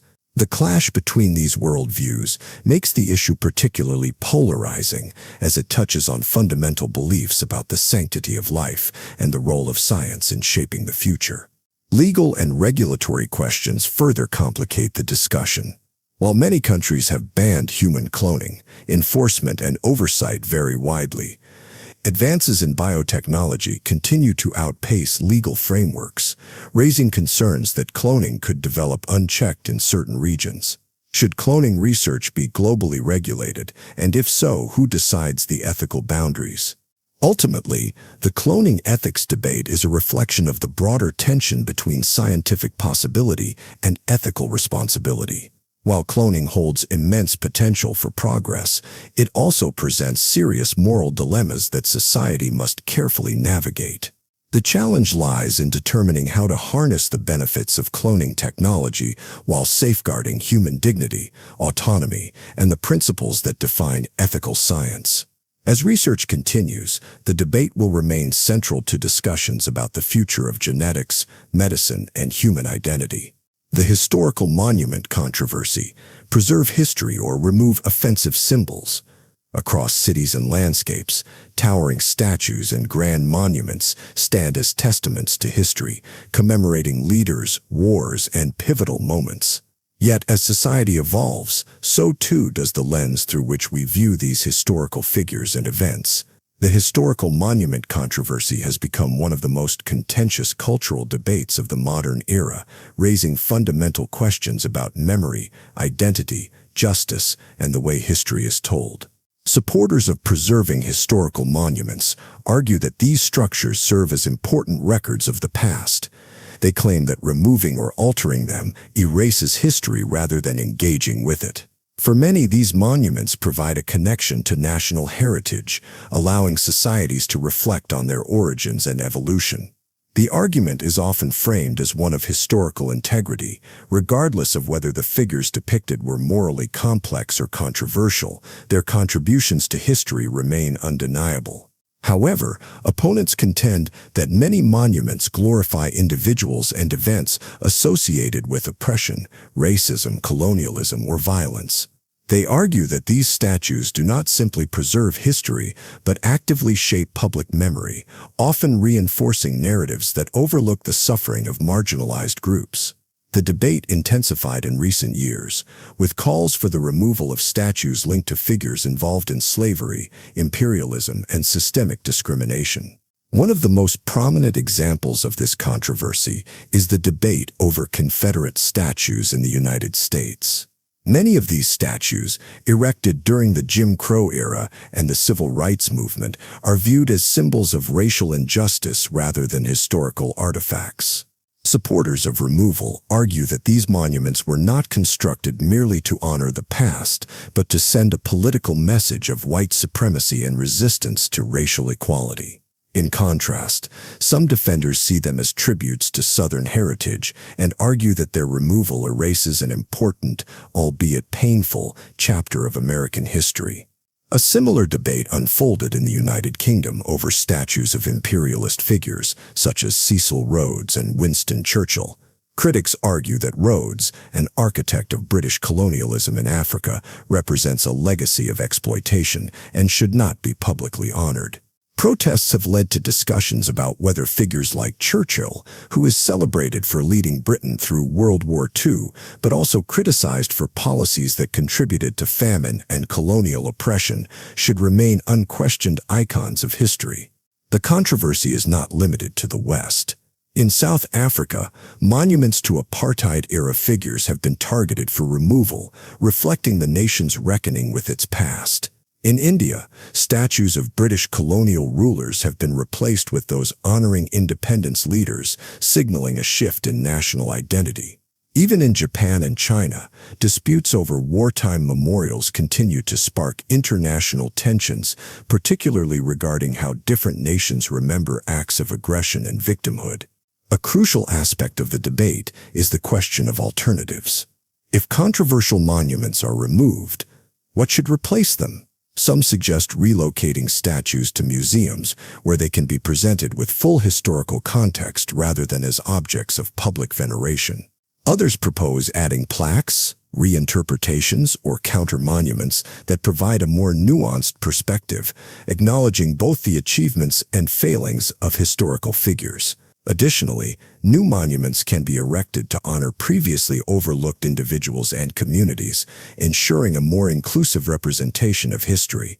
Philosophically, the historical monument controversy challenges us to consider how we balance remembering the past with creating a more just society for the present and future. Does removing a statue erase history, or does it simply reflect an evolving understanding of morality and justice? Are monuments tools for education, or do they primarily serve as symbols of power and identity? These are difficult questions without clear answers, and as societies continue to grapple with their histories, the fate of controversial monuments will remain a focal point in debates over culture, memory, and justice. The social media censorship problem, free speech versus preventing harm online. In an age where digital platforms shape public discourse, the issue of social media censorship has become one of the most hotly debated ethical dilemmas. Social media companies wield immense power over the flow of information, acting as gatekeepers to billions of users. The social media censorship problem forces society to grapple with complex questions about free speech, misinformation, corporate responsibility, and the influence of private companies over public dialogue.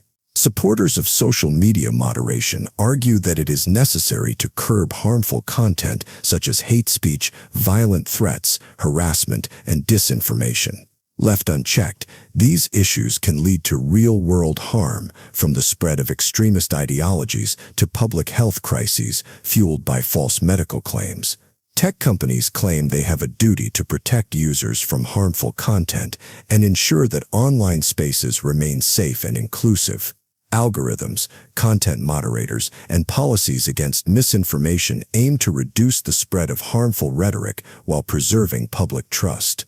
However, critics warn that excessive censorship threatens free expression and allows corporations to dictate the boundaries of acceptable discourse.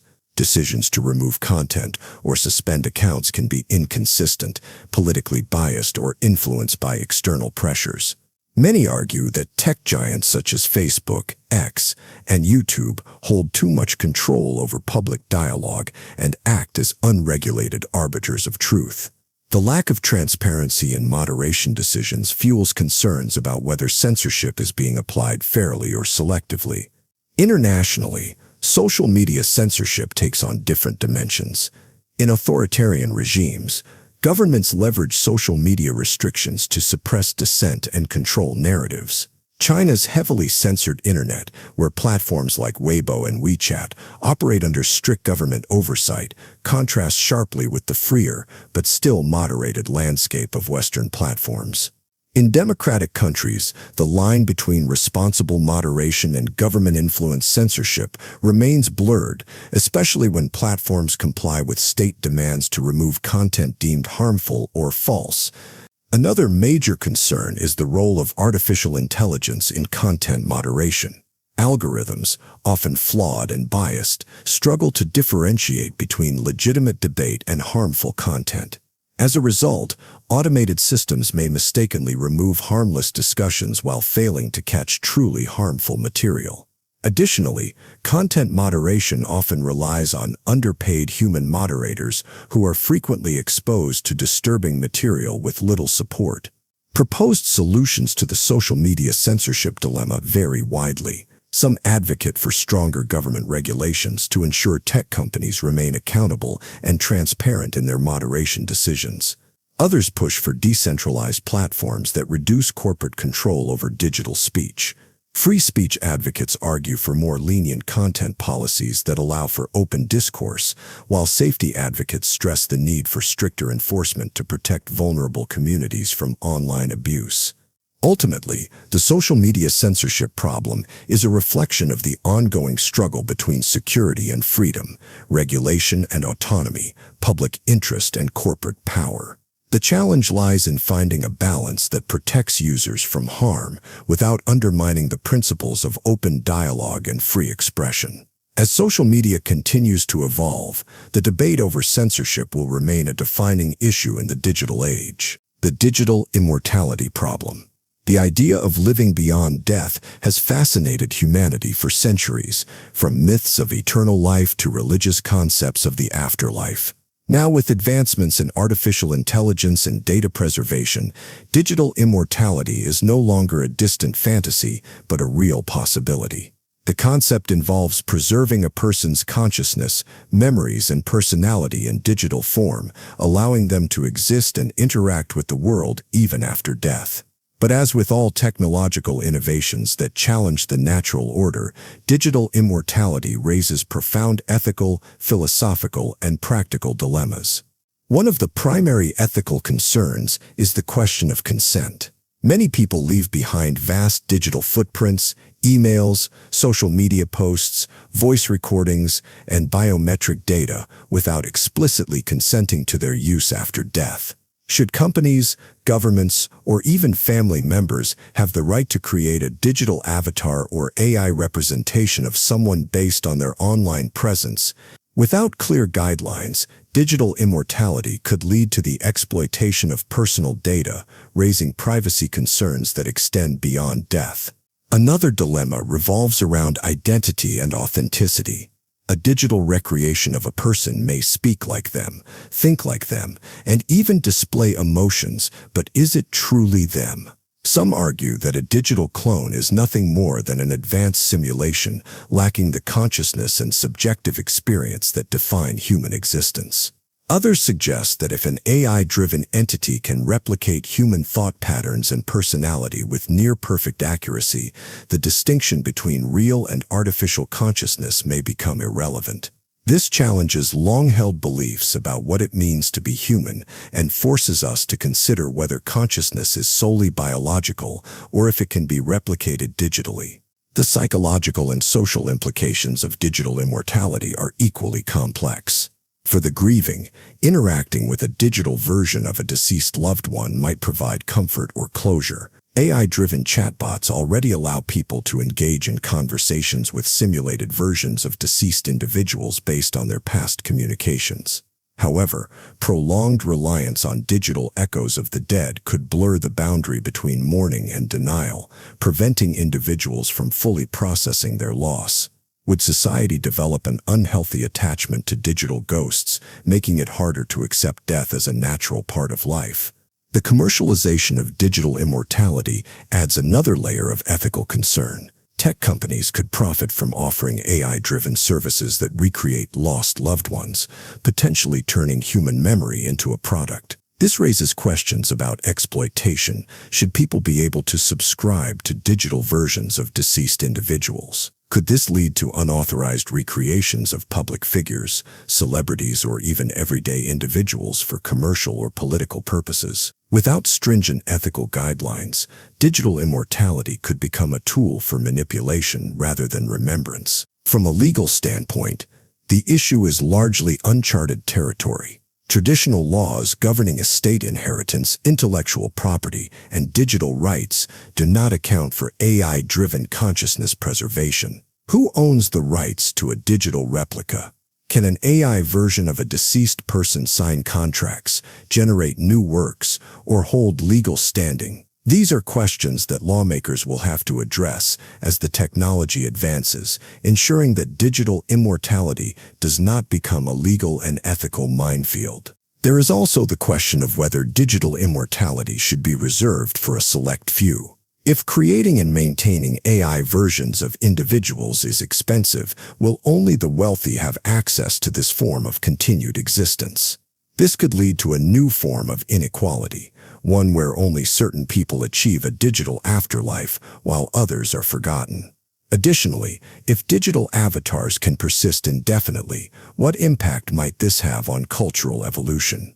Would society remain tethered to the perspectives and ideologies of past generations, limiting progress and innovation? Ultimately, the digital immortality problem forces us to confront fundamental questions about the nature of life, death, and identity in the digital age. Should humanity pursue the goal of preserving consciousness indefinitely, or does death serve an essential role in the cycle of human existence? While digital immortality presents exciting possibilities, it also challenges us to consider whether we are truly ready to redefine the boundaries between life and death. We've explored some of the most thought-provoking ethical dilemmas, challenging our perspectives on morality, society, and the future.